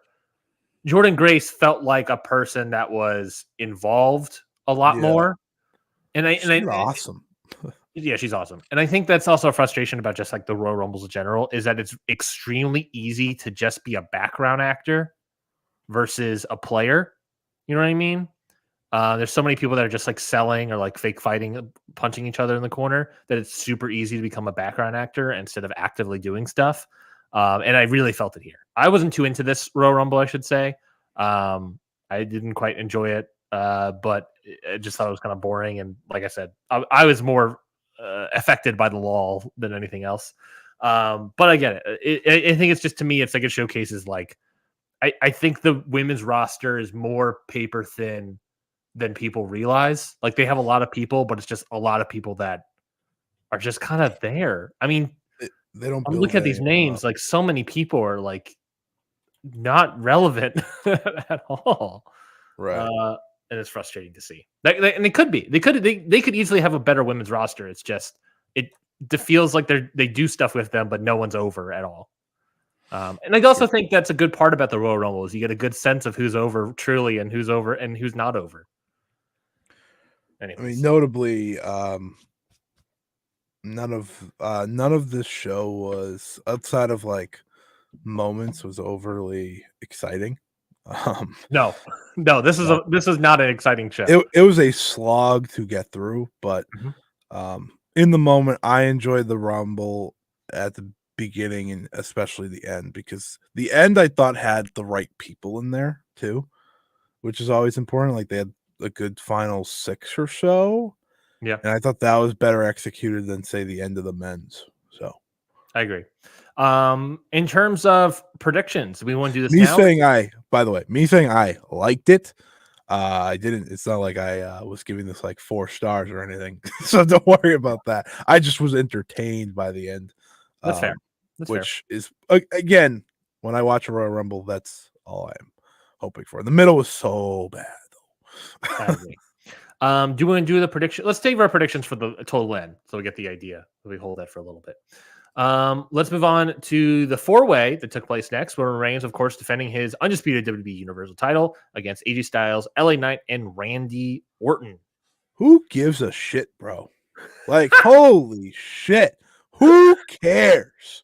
I'm sitting there. I'm like, this can end any time. This took up maybe an hour of time, and I didn't give a single shit for any of it. No, I was just gonna watching it. I was like, stuff's happening. I can't knock them It's for so stuff slow. happening.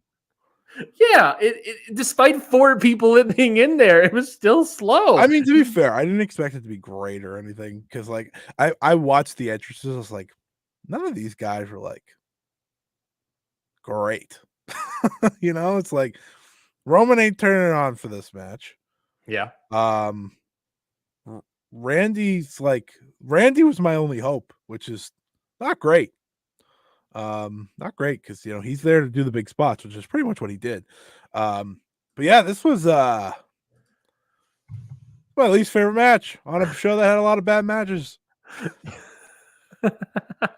Like, this just stunk. It was boring. It was boring. Nothing really. I'm also sitting there. I just want everyone to know this. I'm sitting there. I'm just like, oh my god, I have to fucking deal with Roman longer because The Rock's gonna ruin everything. I'm just sitting there angry because I'm like, this is so stupid. This guy's gonna have this title even longer. I don't even care that much about WWE, but I'm so angry. Yeah, these title matches of the Rumble are like really like pointless because it's just like, well, I know. I mean, it's like at a certain point you get like locked in of like, I already know Roman's gonna retain the title. It doesn't matter. It's gonna be Cody. It's gonna be The Rock. It's gonna be somebody. But we all knew what was happening. It's not gonna be Cody versus LA Knight. Let's be realistic here, folks. Well, that too. But I was sitting there like, oh, none of this matters. It's not gonna matter for another freaking year, probably. But it's okay. It's okay in the end of the show. Not now. This was terrible. Yeah, this was just like, we got to get through this to get. This was as basic of a fatal 4-way as you could have got, and the Solo Sikoa pulling out the ref.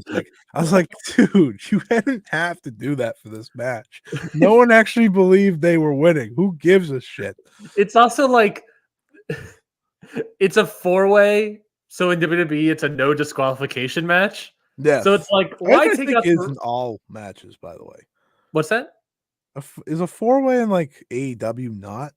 No, I think it's also no disqualification. I think the idea was that like they used to not be no disqualification back in like the 80s or 90s or something like that, and then it sort of changed at a certain point. I think WWE is the reason for that change. It's always but yeah, it's just sort of like Solo Sikoa. I don't know why you got to come out there in secret. You could have just come out and beat the people. By the way, per ESPN, the 25th best wrestler in the world today. What has he done? One behind John Moxley. He's behind. One behind. One. So Moxley's 24. Yeah, best wrestler in the world. That's so hard to hear. Solo Sikoa is really bad. What has he done in the past year? He has boring ass matches. I mean, I guess he beat John Cena. I guess that's something, but we're gonna reach a point where this conversation's as long as the match. I don't want to do that. That's fair. Logan Paul, Kevin Owens. I'll be honest, I did not was following with Twitter as I was watching the show. I saw afterwards that people were against this match. I kind of was okay with this match. I was Kevin Owens kicked Logan Paul's ass. I thought he did as well. I thought it was good hard hitting. I thought Logan Paul did. They're making Logan Paul more of a chain wrestler, and I don't necessarily think he needs to be that. I would love to just see him still be the athletic guy. But I get in terms of the limb selling aspect of this match why they had to do that.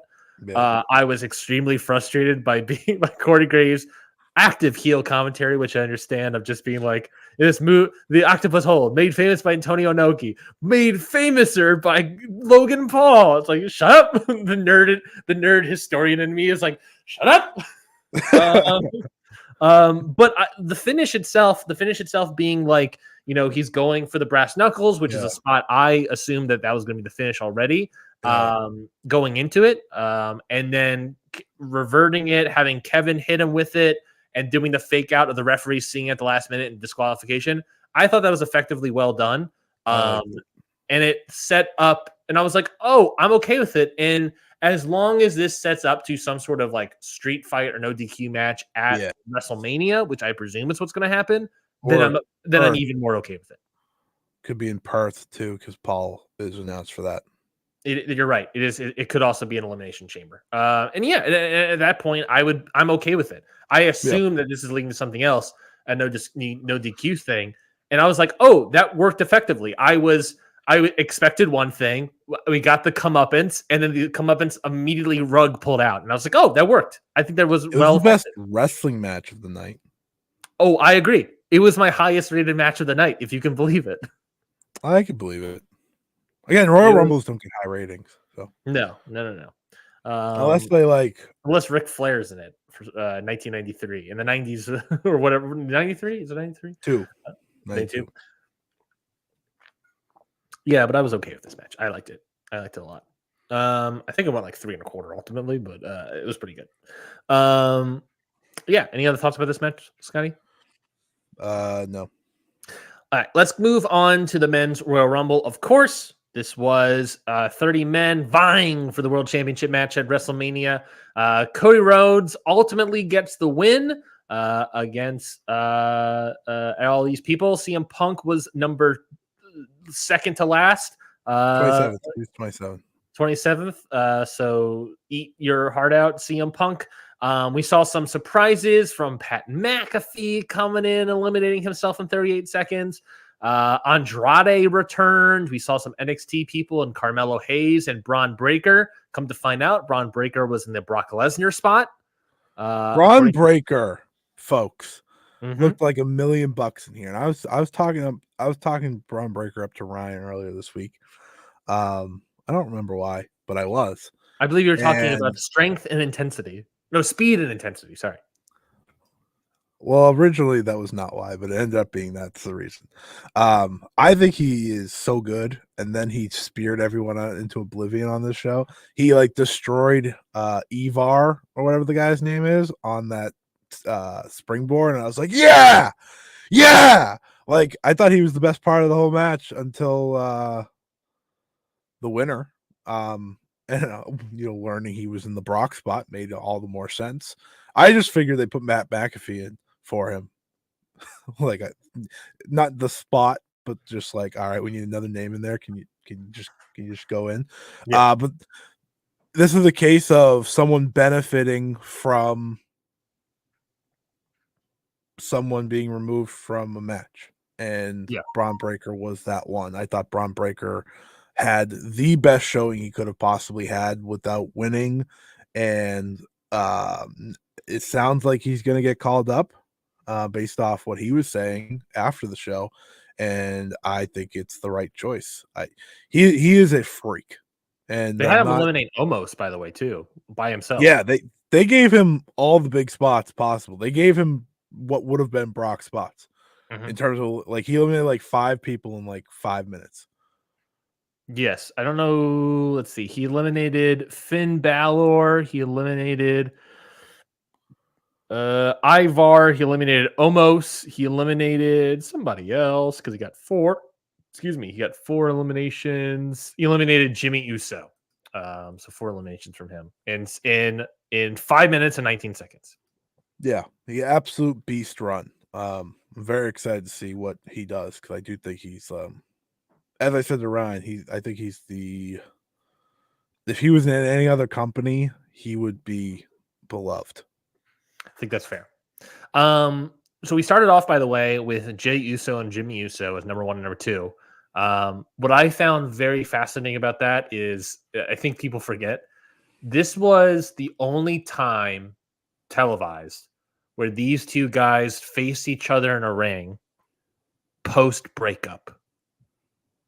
They broke up. They never wrestled. Jey Uso wrestled Roman Reigns, lost, went to Raw, and then that was it. They've never faced each other since they broke up as a tag team. So that was this moment.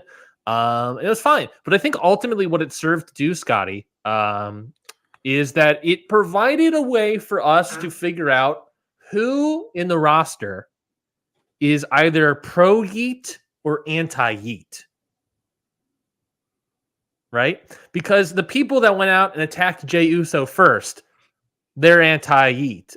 Yes, they're anti-Yeet. The people that went out and attacked Jimmy, they're pro-Yeet, or vice versa. If they went out and worked, like Grayson Waller worked with Jimmy Uso, said he was no Yeet, and then beat up Jey Uso, then guess what? We now know that Grayson Waller is no Yeet. So here we go. I have a list here in front of me of every wrestler that competed in the Royal Rumble and whether or not they're Team Yeet or Team No Yeet. Are you ready to walk through the Yeet No Yeet alliance, Scotty? Go fuck yourself. Don't appreciate the response, but I'm going to continue anyways and persevere because this is a great bit that I had prepared, and the no but isn't appreciated, but I don't care. I'm going to continue my bit. Jey Uso, of course, Team Yeet. We knew this. Surprisingly, Shinsuke Nakamura, Team Yeet. Carmelo Hayes is Team Yeet. Santos Escobar, Team Yeet, if you can believe it. Bobby Lashley is also Team Yeet. So many heels as part of Team Yeet. Bobby Lashley's not a heel. Oh yeah, you're right. He's not a heel. I forgot that he was originally supposed to be a heel, and then they were too liked. And then they were turned like, up. you know what? You have to go wrestle Karrion Kross. That's what you get for not getting over as a heel. Cody Rhodes, unsurprisingly, Team Yeet. Kofi Kingston, Team Yeet as well, and Braun Breaker, obviously Team Yeet. He eliminates Jimmy Uso, so he is ultimately the most Yeet of them all. No Yeet, very easy. There are a lot of no Yeeters because at a certain point, Jimmy Uso is eliminated. The only person you can fight is Jey Uso, so a lot of no Yeeters. We got Jimmy Uso, Grayson Waller, Andrade, Karrion Kross, Dominic Mysterio, Ludwig Kaiser, Finn Balor, Bronson Reed, Gunther. I know what you're saying. There was a moment where Gunther's chopping everybody. He chops Yeet, and then he chops no Yeet. Oh, guess what? He eliminates Jey Uso eventually. So ultimately, Gunther is Team No Yeet.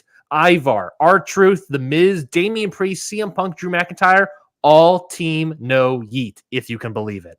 There are also several unknown people. If you can believe it, Scotty, there was 7 people in this Royal Rumble match, and I watched and I counted 7 people in this Royal Rumble match. Scotty is so into this bit. 7 people in this Royal Rumble match that did not touch Yeet or No Yeet. That is Carlito, Austin Theory, Omos, Pat McAfee, obviously, JD McDonough, Ricochet, and Sami Zayn. Not a single one of those 7 people touched Yeet or No Yeet at all. So we have, to this moment, folks, unsure of whether or not they are Team Yeet or Team No Yeet. This is an important distinction, and I'm very interested to know moving forward of whether or not Carlito, Theory, Omos, McAfee, JD McDonough, Ricochet, and Sami Zayn can prove their Yeet or No Yeet alliance, especially Sami Zayn. We don't know where he falls on this. Interesting. I saw our live viewership cut in half while you did that. I'm very happy that I told you that I had a fun bit prepared, and you dunked on it the entire time. The entire time. You said it was a fun bit. I did not have fun. Great. Glad to hear that. Let's move on then. There was so much Yeet. Not my fault there was so much Yeet. All right, so you got me to laugh at that. I try to bring levity and fun to the show, and I get people may not like my comedy. People may not like me as a viewer. People may come to the show because they want to hear Scotty and not Ryan. But the things I do still bring me joy, and so I appreciate those that love what I do. You just broke down 30 people, and they were heated. And I listened to every single one. And I think my favorite part of the bit was you oh, this was a heel, but they were Yeet. Like that actually oh man, that I forgot that you said you had a great bit, truthfully, and I did not expect it to be about the Yeet. The Yeet of the world, but I never want to hear that word again. So thank you. Well, no worries. Let's move on to the predictions that we made. Of course, I don't think we talked about it last week about how the predictions were for. Well, Cody Rhodes. Oh yeah, we didn't talk about Cody Rhodes. I guess we didn't talk about the end. We got stuck eating. Well, we talked. I did say that Cody Rhodes won, but we didn't talk about really about like the fallout, what this means for Bayley and Cody Rhodes moving forward. So I guess we'll talk about that now. Oh, what's that? And I said how awful CM Punk looked. Yeah. So let's talk about all those finishes. We'll start with Bayley Let's start with the men since we're already talking about the men. He was so bad. Yeah, Punk. He was so bad. He was better than the Dominic Mysterio match, but you could I see didn't that see he that is. though. Oh, I did. I thought you did. You watched that? Yeah, it was on YouTube. It's on YouTube somewhere. Oh, someone put up the fan cam? Yeah. Someone put up the fan cam. That's crazy. And you watched it? Of course. It was his first WWE match. I was going to watch That's it, and it fair. wasn't. That's And guess fair. what? It wasn't good. You say he looked better in this? Yeah. Holy shit, that's bad.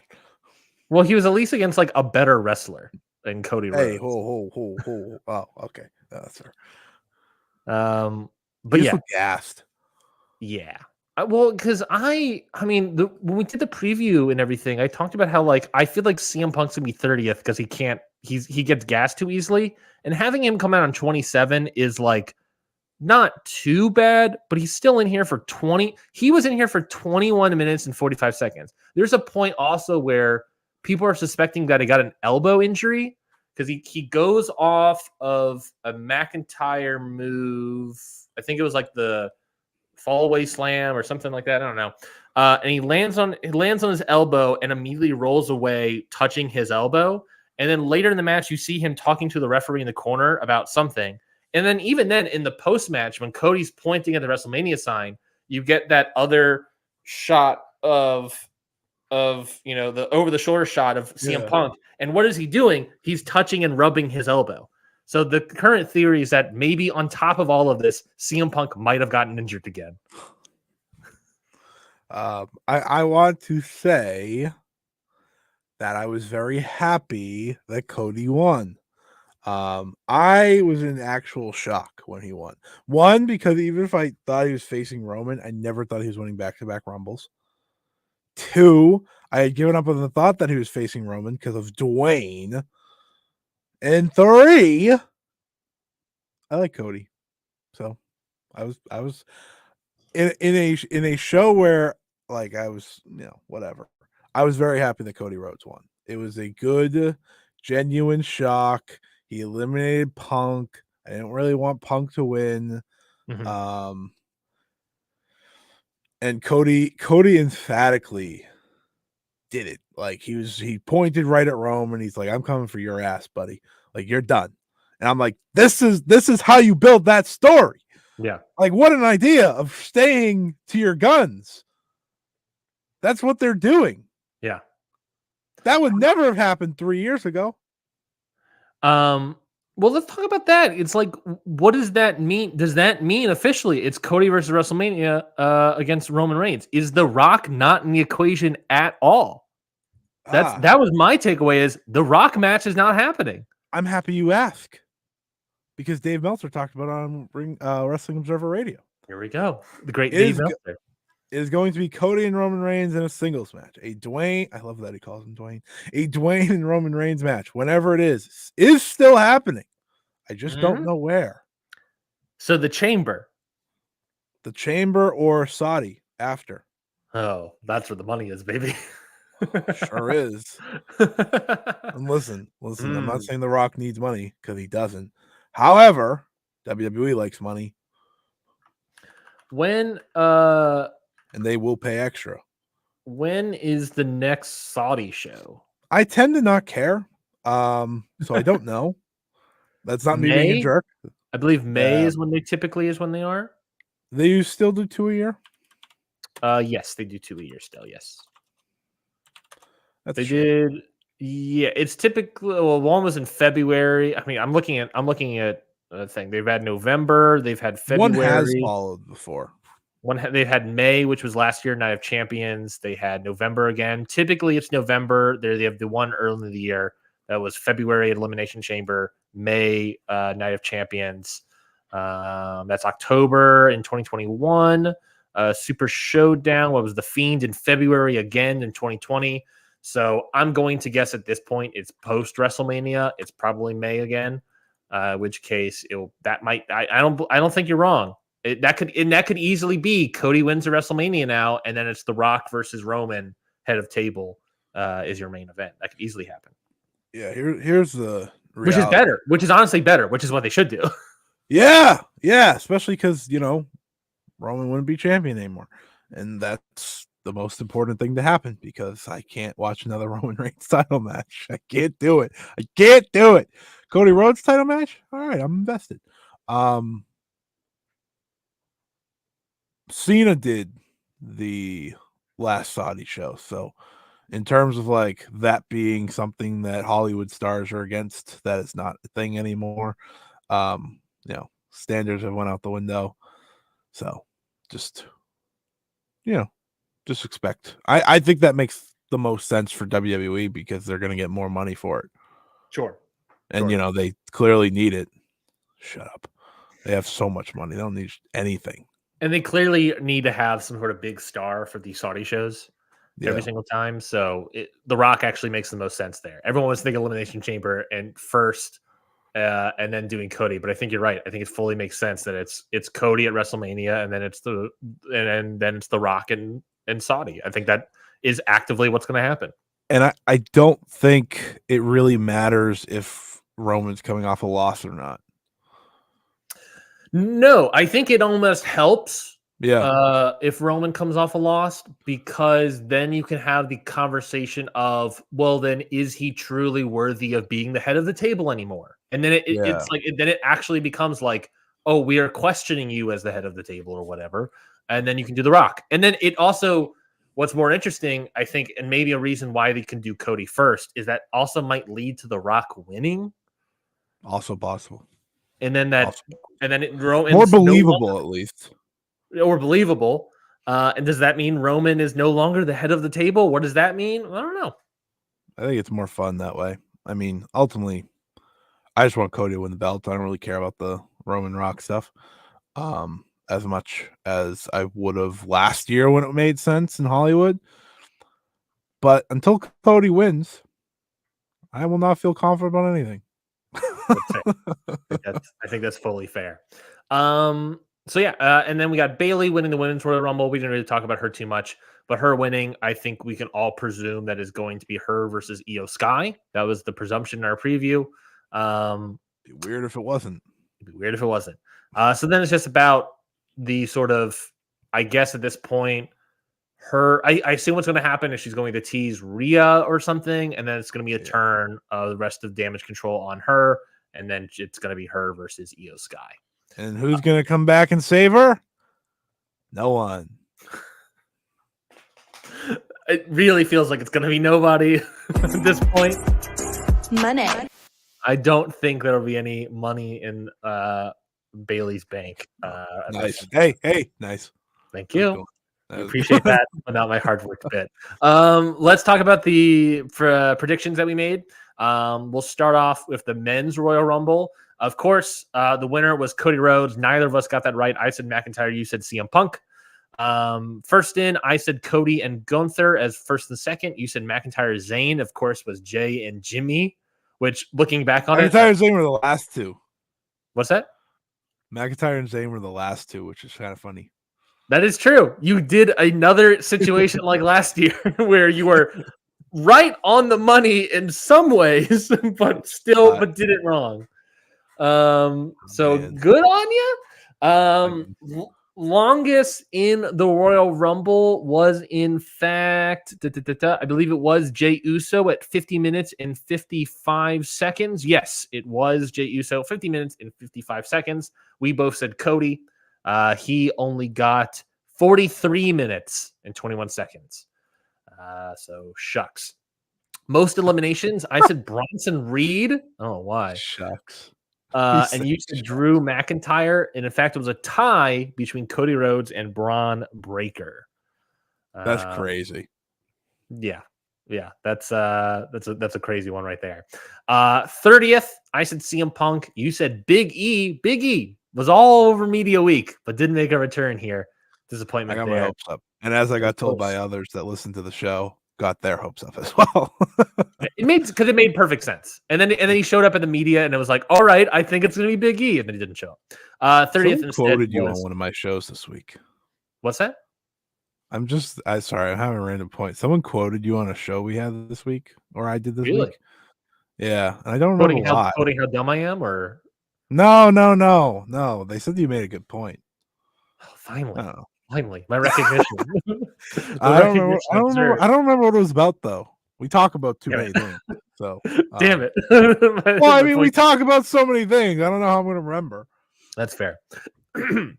Excuse me. 30th, of course, was Sami Zayn, so neither of us got that right. Final four. I believe the final four itself was Cody Rhodes, Punk, McIntyre, and I don't remember. Priest. And Priest. Yes, you're right.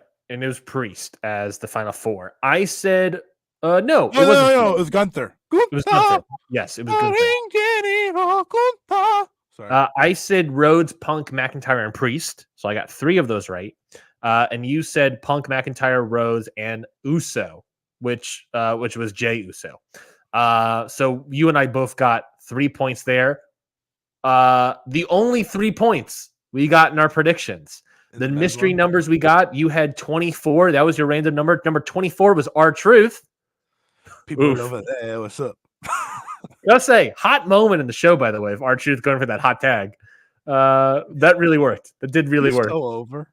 And then number 27, that was my random number, was CM Punk. Which, when he came out, I was like, whoo, there was a really good chance I gotta get this one. But I didn't. I got very close to the second to last person eliminated. So, in fact, going from the men's Royal Rumble, you and I both get 3 points. Wow. Even Steven. Stunk.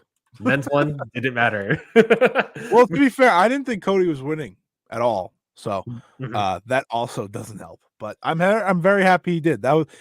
Cody was the best possible winner, unless the I don't know, some random surprise came back.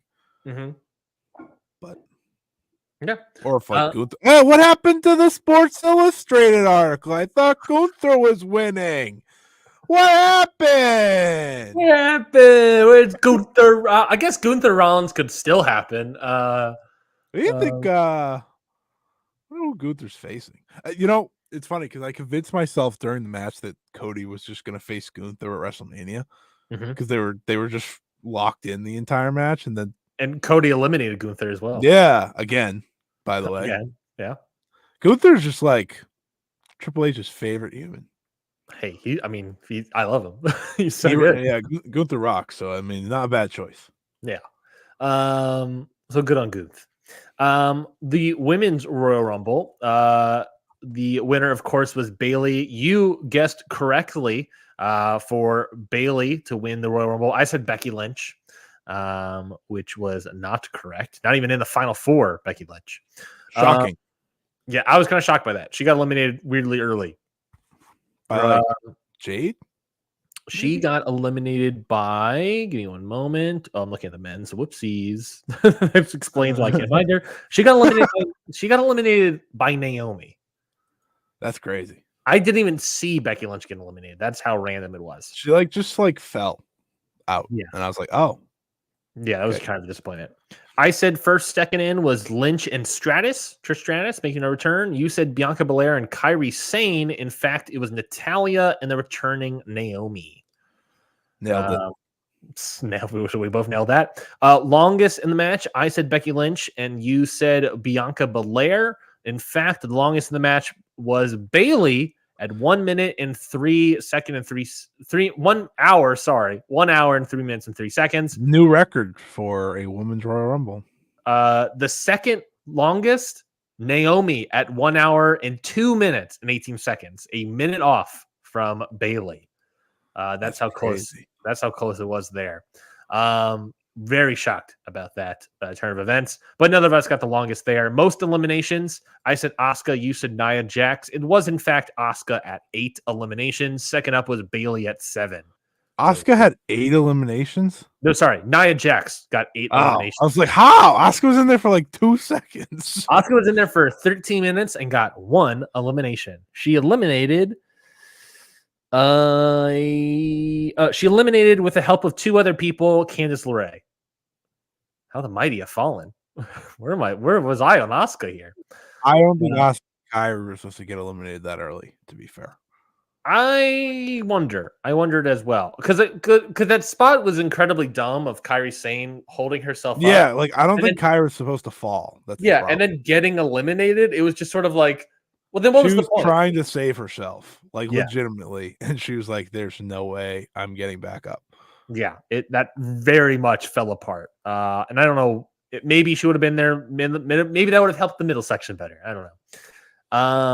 I would argue that the good wrestler would have helped. That's also fair. Hopefully, I don't know for sure. 30th, I said Bailey. You said Tiffany Stratton. I could not have been more wrong here. Oh, so close. You were at Tiffany Stratton was 29. In fact, 30 was Liv Morgan.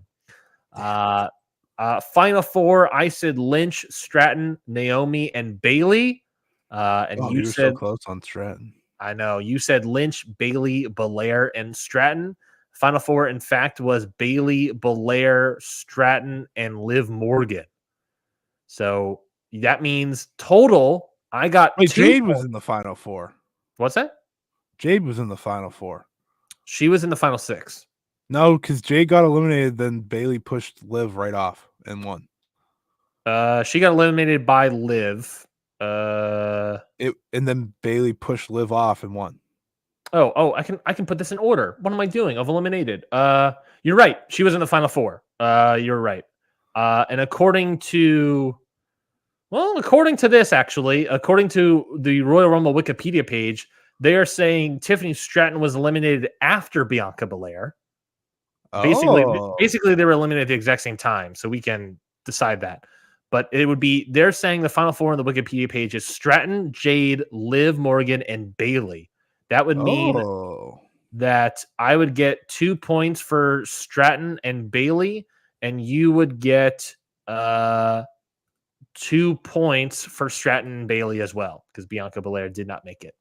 I think I thought Jade got eliminated before Bianca and Stratton, but shout out Tiffy. You're right. Wow. So yeah, so that means let me adjust my numbers here. So that means I got 2 right, Stratton and Bailey in the final 4. You got 4 right, Stratton and Bailey in the final 4, along with Nia Jax getting most eliminations and Bailey as the ultimate winner, which means with a total score of 7 correct predictions versus my 5 correct predictions, that means Scotty, you are again this year's winner of the Royal Rumble Hard Times Predictions bet. We don't have a name. Yeah, we I remembered halfway through the week what usually happens when someone loses this, and remembering what Ryan has had to do the past 2 years has always been a punishment. Last year was a live stream of NWA. Yeah. Hard Times? Was it Hard Times? It was Hard Times 3, yes. And the year before that was watching the 5 worst cage matches he could find, because some of them are not easy to find, and we did not have one this year because I couldn't think of it. What a shame. I'm okay with it being Hard Times. I like the idea of that. If you get it wrong, Hard Times befall the loser. All right, so you're gonna watch NWA again? Yeah. Well, it's gonna not gonna be for a while. The NWA Hard Times pay-per-view is not till March 2nd, 2024. So we got a little bit of ways. But I'm fine. I'm okay watching Hard Times, I guess. My favorite part about it is when you come on the show and you're like, it was not good. Yeah, you've never come on this show. This is when I learn about like MIMS and this is when we get our yearly NWA update. Yeah, like you tell me about all these people. I'm like, huh?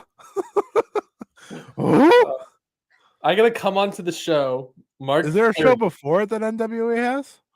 That's a great question. Let's look up the NWA website.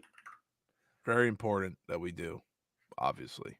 That's a very good question. March 2nd, Hard Times, the first thing on their thing where they're selling tickets for. Do you know, do they have a magazine? NWA official wrestling magazine? No, very interesting. Paranoia? That already happened? Yeah, that was their television taping, I believe. Excuse me. Did the one with Mark Cardona happen already? I don't know what that means. The EC3 one? Yeah.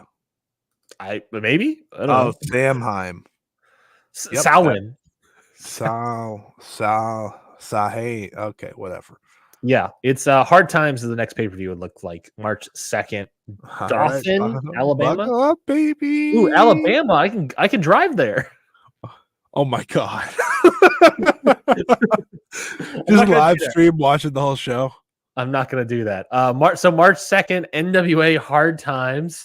And I'm gonna come on to the show on March 3rd, Scotty. Talk about NWA Hard Times, and then we're going to preview AEW Revolution.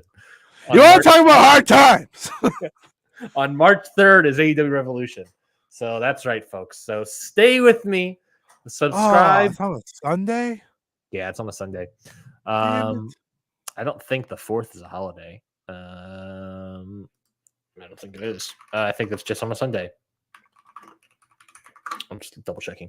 It's Benjamin Harris Day, so that's good. It's the Courageous Follower Day. Fun facts about names day. Holy there you go. Experiment Day. I don't know what Holy Experiment Day is, and I don't like that. International Game Master Day. Oh, that's fun. I'm coming into that day if I remember. I won't. With a fact about your name. Oh, please do. I hope I remember. Ooh, National Snack Day. That's good. That'll be good. Oh man, we forgot to do the Slim Jim bit. Yeah, we had a Slim Jim bit. I'm glad To be fair, they went right back. So it's also World Obesity Day, which is not surprising, seeing that it's also National Snack Day and National Pound Cake Day. National Pound Cake Day. Can't believe that as a day. Not a shock at all. And that's your March 4th facts for you folks. Anyway, Hard Times. I'll watch it. I'll stream it. By the way, I was letting you off the hook. I was like, we didn't talk about it last week off camera, but hey, I appreciate a fair player. But whenever I do lose this game, hopefully we'll forget then too. Because I will not be as good a fair of a player. Because I will be very the moment we get rid of the thing is when you finally lose. Could you imagine my NWA review? I really want you to lose because I know what your review is. Your review is good. It's going to be bad. And the whole thing was pointless and it was dumb. And that's pretty much your review. But what I want to watch is your immediate reaction while watching it. That's what I want to see. And I want to see I would stream it. I want to see the man over the course of 30 matches lose his mind. Oh my god! I'm just thinking of like how much pain I would be in. And the funny part was, I feel like Ryan would get stuck watching some of it because he'd be watching me react, and he'd be like, I gotta see him react to Mims versus Chris Masters. I can't remember anyone else. Is Mims even a wrestler? Yeah. All right, okay. Who's the one that you love? Like Zdrunas Ilgauskas or something? Who? That's a basketball player. Wait. I will get it. No, this is important. I need to. I enjoy Mims. I don't necessarily love Mims, but he is probably on the Mount Rushmore of NWA roster members right now for me. I know. I like him. He's not an awful person as far as I know. Not Gags the Gimp. Oh, fuck no. Not Gags the Gimp. Oh, they have Jackson Drake. Who? He was someone that I watched on a Deadlock show once. Okay. It's fair to ask who. He's not on the show. No, this guy's not on the show, or I don't remember his name. Well, I can let you know. No. Wait a minute. All right, you can let me know. Thrillbilly Silas Mason. That's the one. That's the one. That's my favorite on the roster so far. So it'd be nice to get a little update from the Thrillbilly. Old Terry Gordy in the Iron Claw. NWA Paranoia. Are you looking up the card there? Did it not happen? No, it happened. It happened. It was a television taping, a CW television taping. Apparently it was bad. Shocker. So many title matches. I thought it was a pay-per-view. That's fair. I don't blame you. Well, we're at over the 2 hour mark, and we've only talked about some news items, Vince and company, and the Royal Rumble. The Federation. We also got some questions here that I want to address before we do anything else. From Kevin. Apologies, Kevin Abreu. Brew. Apologies if I'm pronouncing your last name incorrectly, Kevin. Curvin. There's an R in there. My apologies again. I'm really bad. What next for Gunther at WrestleMania 40? I think it's a good question. I think Seth Rollins is not off the table. He obviously still needs a challenger. I've talked about before, however, that as Intercontinental Champion, I would prefer if he didn't have a challenger. If he wasn't challenging Seth for the title, I would prefer for him to do something else. I've pitched before Jey Uso as someone I would enjoy for him to wrestle. I think Jey Uso needs something right now other than Jim. Jimothy Uso. We went over the Yeet versus no Yeet. Sorry, I only know him as No Yeet. I don't know what you're talking about. Isn't he facing No Yeet? Isn't it going to be Yeet versus No Yeet at WrestleMania? It feels like it should be Yeet versus No Yeet at WrestleMania, but I do also think. Do you think it'll be a lumberjack match between the Yeet and No Yeet fellas? Ooh, and then we got the fat. You're welcome. You're welcome, WWE. It could be. It certainly could be. Great ideas over here. No one's listening. I think it could be Yeet versus No Yeet, but honestly, I do think that Yeet needs something more than the arm waving entrance. And I think him beating Gunther for the IC title would be that. I think here's my pitch. What's that? I have a few pitches for this. I like your idea. I think main event Jey Uso should probably be the top option. Gotta call main event Jey Uso or Yeet. No, don't just Jey Uso. Come on, we're not disrespectful here. Sami Zayn, possibly, who just came back. I think that's a possible one. That's true. Anyone want R-Truth? No? Okay, I tried. People over there, what's up? If you feel me, say what's up. I don't think they're going back to Chad Gable. No, they completely shut the guy down. Now, Chad Gable, Otis, and Akira Tozawa, again, in our preview, were announced via the YouTube channel that they were in the Royal Rumble. All three of them were not in it. Hear me out here. Braun Breaker. Braun Breaker's the last person to beat Gunther. Is that true? Yeah, he beat him in NXT for the NXT Championship when he was not ready to be beating Gunther. I don't like that. I don't know. Part of me feels like they're gonna do him versus Omos. That's just because crazy. Based on the elimination. I mean, I can see it happening. It's still crazy. I don't know. I mean, we talked about how before all the allegations came out that like Brock versus Gunther would have been a good match. And if they're replacing Brock with Braun in the Royal Rumble, then why not fully go all the way and replace him in a feud with Gunther?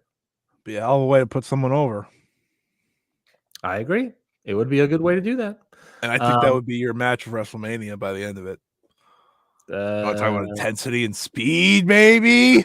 That's true. I absolutely agree with you, though. This is a random conversation that me and Ryan had this week. I don't remember why.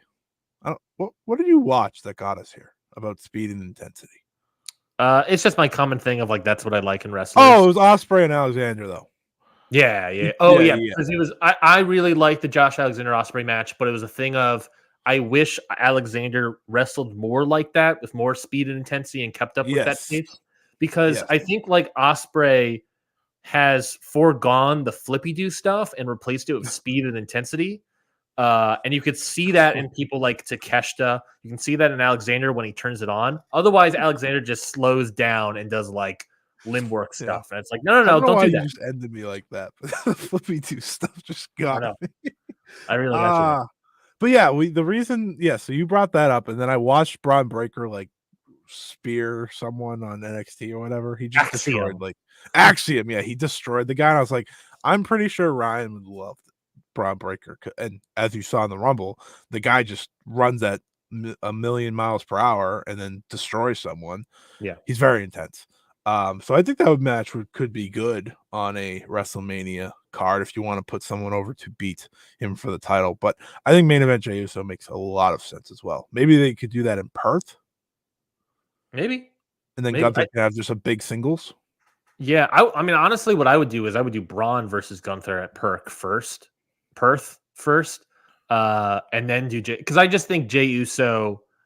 I would if I was a booker, I would rather make sure my current stars are over versus elevating a new star. I mean, elevating new stars is obviously always a great idea, but I think Jey Uso he's been stalling basically since he moved to Raw and won the tag titles, and since then he hasn't done anything. So I think an IC title win is exactly what he could do. And then him having the IC title while Cody has the world title was a nice little bit there. So that's my thought on the whole matter. Should we just go to 2:30, do another extra 20 minutes and kick off All Japan and Stardom, or do you want to save them for Is that what the people want? Yes. All right. Cool. Hold on. Can you ask that a question? Can you ask that again? Is that what the people want? Yeah. Nice. Money. Let's talk about the All Japan show that happened same day in Japan, of course. 1,588, another good attendance number for All Japan this year.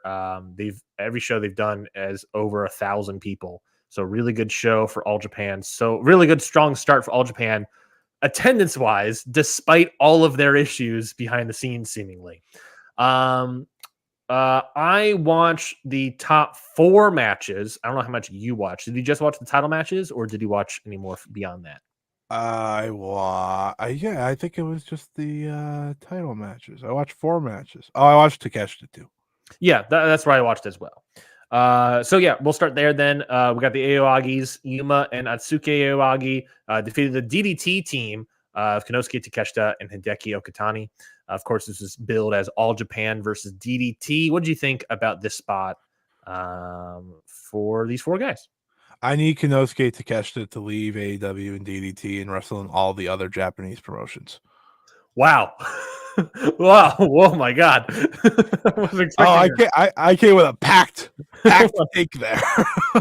Whoa. All right. Hold on. I need to calm down. I'm getting the bases. I think he's so good. And I'm watching him in Yuma here, and I'm like, he's not wrestling in the right places right now. AEW doesn't use him enough, in my opinion. Or correctly, they just gave him a win over Kenny, and then he did nothing, which still, and now he has to fight Chris Jericho soon. If he loses to Chris Jericho, so help me. I don't think he is. I think Kyle Fletcher's getting fed to him instead first. Chris Jericho, that is. Good. Well, not good. I like Kyle Fletcher, but it's not good. No, it's definitely not good. And I watched him here, and I think unless he's wrestling like serious matches in DDT, I think he's kind of past that. I'm just like watching this. It's like, what if there was a world where this guy wanted to go back to Japan and he was a free agent, and like a New Japan saw their chance to get their new top star? Yeah. Right? He's so good. He's awesome. I love watching Takeshita wrestle. He is so in control, and anytime I get to watch him, because it's not all that much I've realized over the past couple months, I'm just always blown away by how and he doesn't do like a lot of moves. He just hits people hard. Yeah. And he's explosive. Speed and intensity. I don't know. I enjoyed this tag, obviously. There was a lot of good wrestling. Yeah, it was good. It was good. But I just that was my main takeaway watching this. I was like, oh man, imagine if he was like in All Japan and he was wrestling Kento. Oh. Yeah. Yeah, obviously you don't really have a say in what he does in Japan side, but I would love for him to leave DDT and join All Japan. Because him versus Kento, him versus Nakajima. Problem is he has to leave AEW too. Sure. Well, let's not say. Let's say this is also part of some sort of AEW All Japan crossover. I'm not saying that's out of the equation. But it's Kento away next.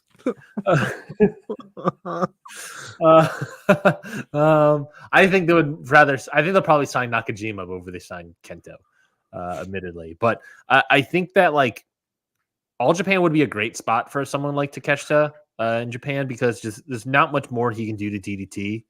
I think, as far as I understand, There's nothing more he can do in DDT. He won their top belt like 4 times. exactly. So I don't know if it's a step up or a lateral move or what it is at this point, but moving over to All Japan and facing new guys, I think not only new guys, but guys that are better suited for his sort of new heel heavyweight style. I think would be a really good move. New Japan would also be fun, but New Japan has a lot of other young stars that I would like for them to push. Let's not add another one to that pile. All Japan would really be a good fit for him. Yeah. He would we're be talking more of about- an immediate answer for Yeah, exactly. I mean, this guy company that you Takeshita, just named. he was wrestling about 100 plus matches a year for 4 years straight, 2016 and 2019. Then he goes basically, 2020 is 90 matches, 2021 is 91 matches, 2022 is when he starts joining AEW. He wrestled 78. In 2023 he wrestles 54 matches. This guy barely wrestles nowadays. And he should be wrestling more, even better. Instead, we're just not really doing anything with them. And honestly, DDT isn't also really doing anything with him because they can't really. He's not there. Can't really do anything. He had 11 matches in DDT last year. I think he's wrestling Yuma Aoyagi in DDT soon. I think that is also correct. Which good. I'm excited for that. But if that means that we get a DDT versus All Japan rivalry out of 2023, and it means we get Takeshita versus All Japan wrestlers that way, that's perfect. That's what I want. If we get Yuma Aoyagi, we get Yuma Anzai, we get Kenta Miyahara, we get Nakajima, that would be really good for Takeshita moving forward. And I agree. It was a solid tag match right here. All Japan World Junior Heavyweight Title, Dan Tamura defeats Koji Iwamoto. What do you think about this 16-minute bout? Slow, but I thought the end was good, but it was really slow. Yeah, a classic Ryan complaint, a little too slow. Not speed and intensity. Well, there was some intensity. Yeah, I guess. It was just not a lot of speed. I've never watched Iwamoto, despite watching All Japan for quite some time. He's got something. Yeah, I'm unsure about Dan Tamura. I think he was good in the year-end show for All Japan, but I don't know if I was really into him here. So I gotta see more of Dan Tamura to really get a vibe check on this guy. I think he's facing Abe next. Which would be good. That would be good because Abe's very good. Okay. I gotta see more of Dan Tamura to really get Juniors. I don't know why Rising Hayato hasn't got this belt yet. Great question. He's teaming up with Kenta Miyahara, so maybe that's the idea, is to get a little bit of that rub. That's true. All Japan World Tag Team title match. The Saito brothers, of course, retain their titles against Yuma Anzai and Ryuki Honda. Saito brothers, just the scummiest looking dudes ever. They are. I wasn't too into this match. I liked their match of the year-end show against each other better. That was sort of the theme here of the show, I guess. But I thought it was also very good. I thought it was solid. I think the Saitos are fun. I think it was also, again, a little too slow, but ultimately I enjoyed the Saitos, and Yuma Anzai did a solid part, and nothing was too exciting for me coming out of it, but it was like, that was good. What'd you think? I expected a lot more from it. Just Same. because I think Honda and Anzai are excellent. Same. So I was a little let down, but it was still a good tag match. Just nothing to write home about.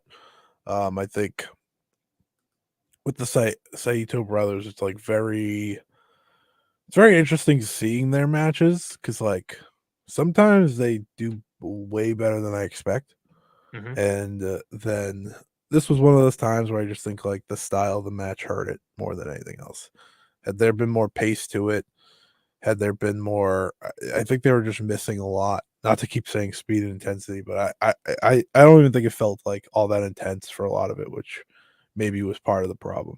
But they're gonna face Kento and Yuma next, which is obviously the best possible matchup for them. So Yeah, I saw that and I was like, well, I was like, all right, here we go. That's the match.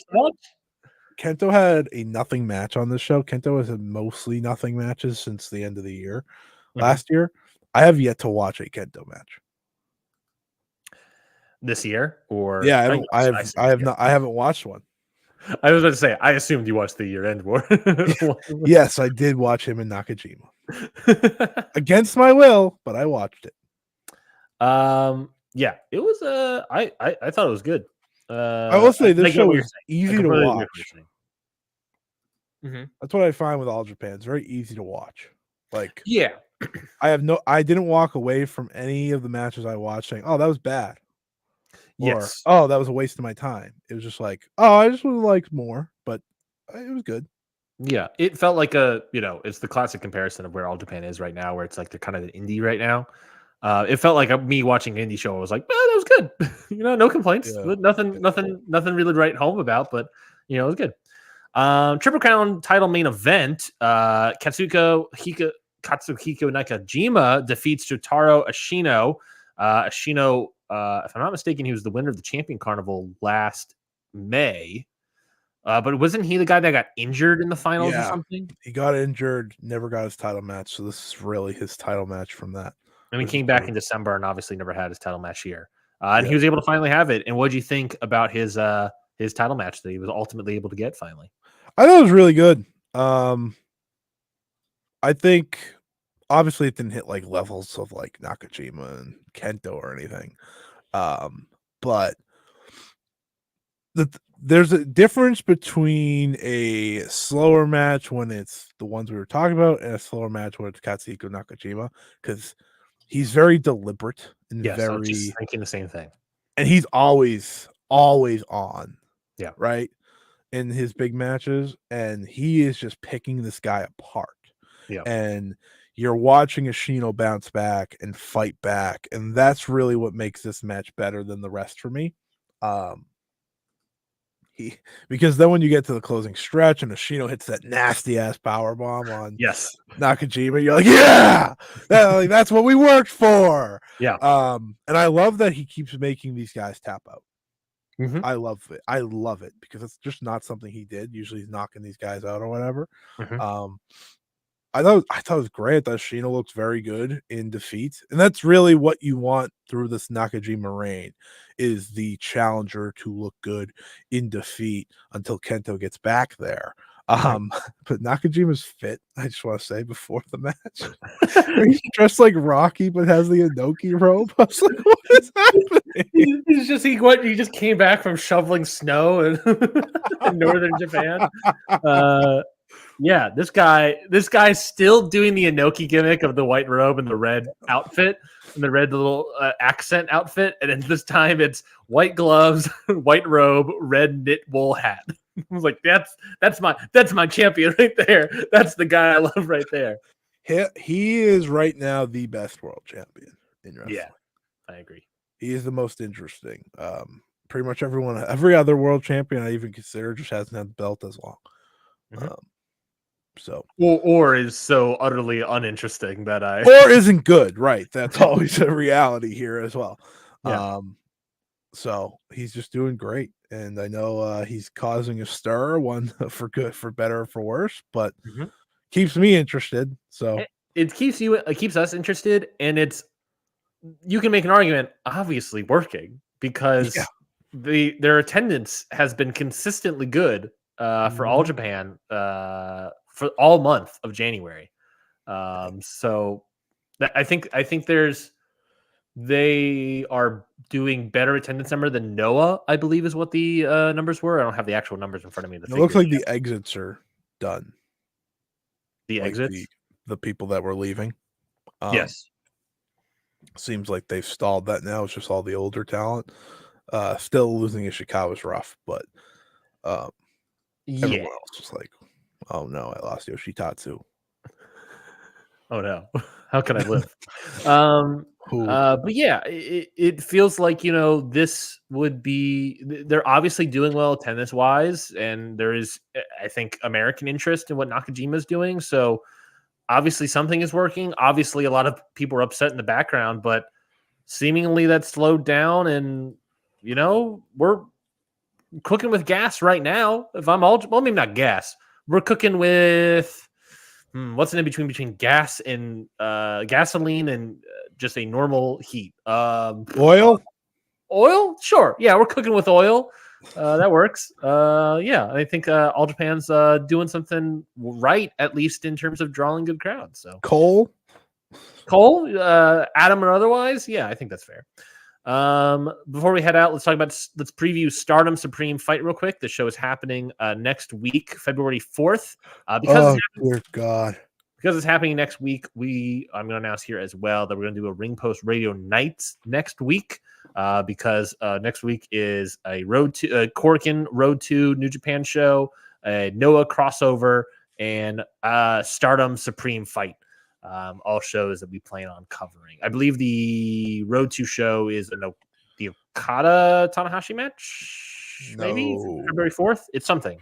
It is. Give me something. a second. Start the preview and I'll let you know. Well, perfect. Yeah, so we're going to talk about all that next week. Ring Post Radio Nights is what we're going to do. Don't know what at time, but 7 or 8 is what we typically Korakuen Hall. February 4th. It has Hanare versus Gabe Kidd, Jeff Cobb versus Alex Coughlin, Callum Newman versus David Finlay. What? Who's going to win that one? All right.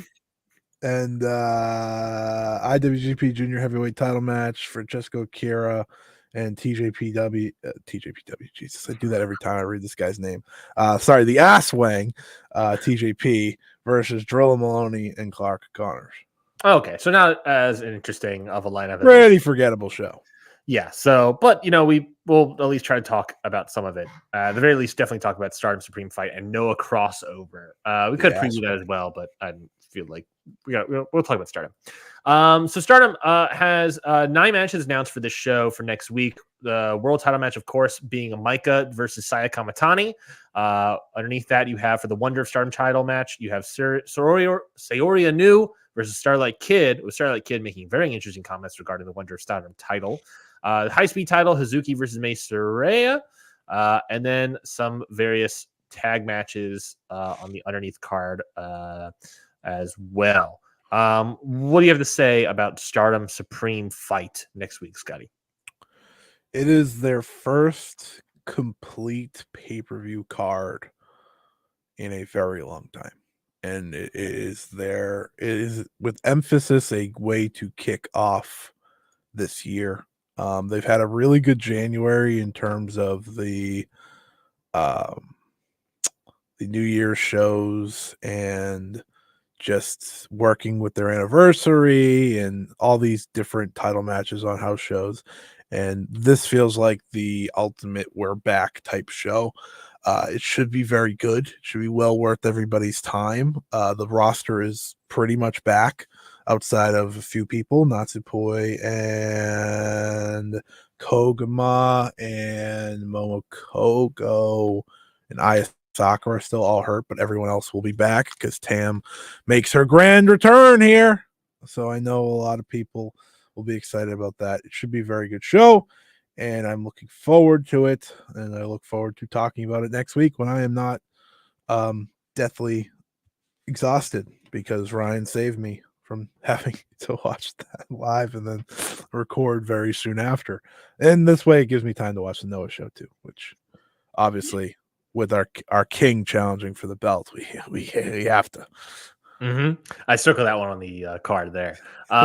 Yeah, Tam Nakano making her return from injury. She's teaming up with Yuna Mizumori versus Mina Shirakawa and Waka Tsukiyama. So I'm fully expecting Tam to win there. Are you expecting any title changes? I mean, I don't think Saya Kamitani's winning. High speed, I got no clue. I would like to see Hazuki have a title. I think she had a really good year last year. I would like to have her some sort of singles title on her, but I don't know if that's the time yet. And the Wonder, I think, is probably the more interesting one in terms of a potential title change with Starlight Kid. Yeah, that's going to be interesting. If I wouldn't be shocked if Starlight Kid won. I would not be shocked. But her words about wanting to change the title definitely adds even more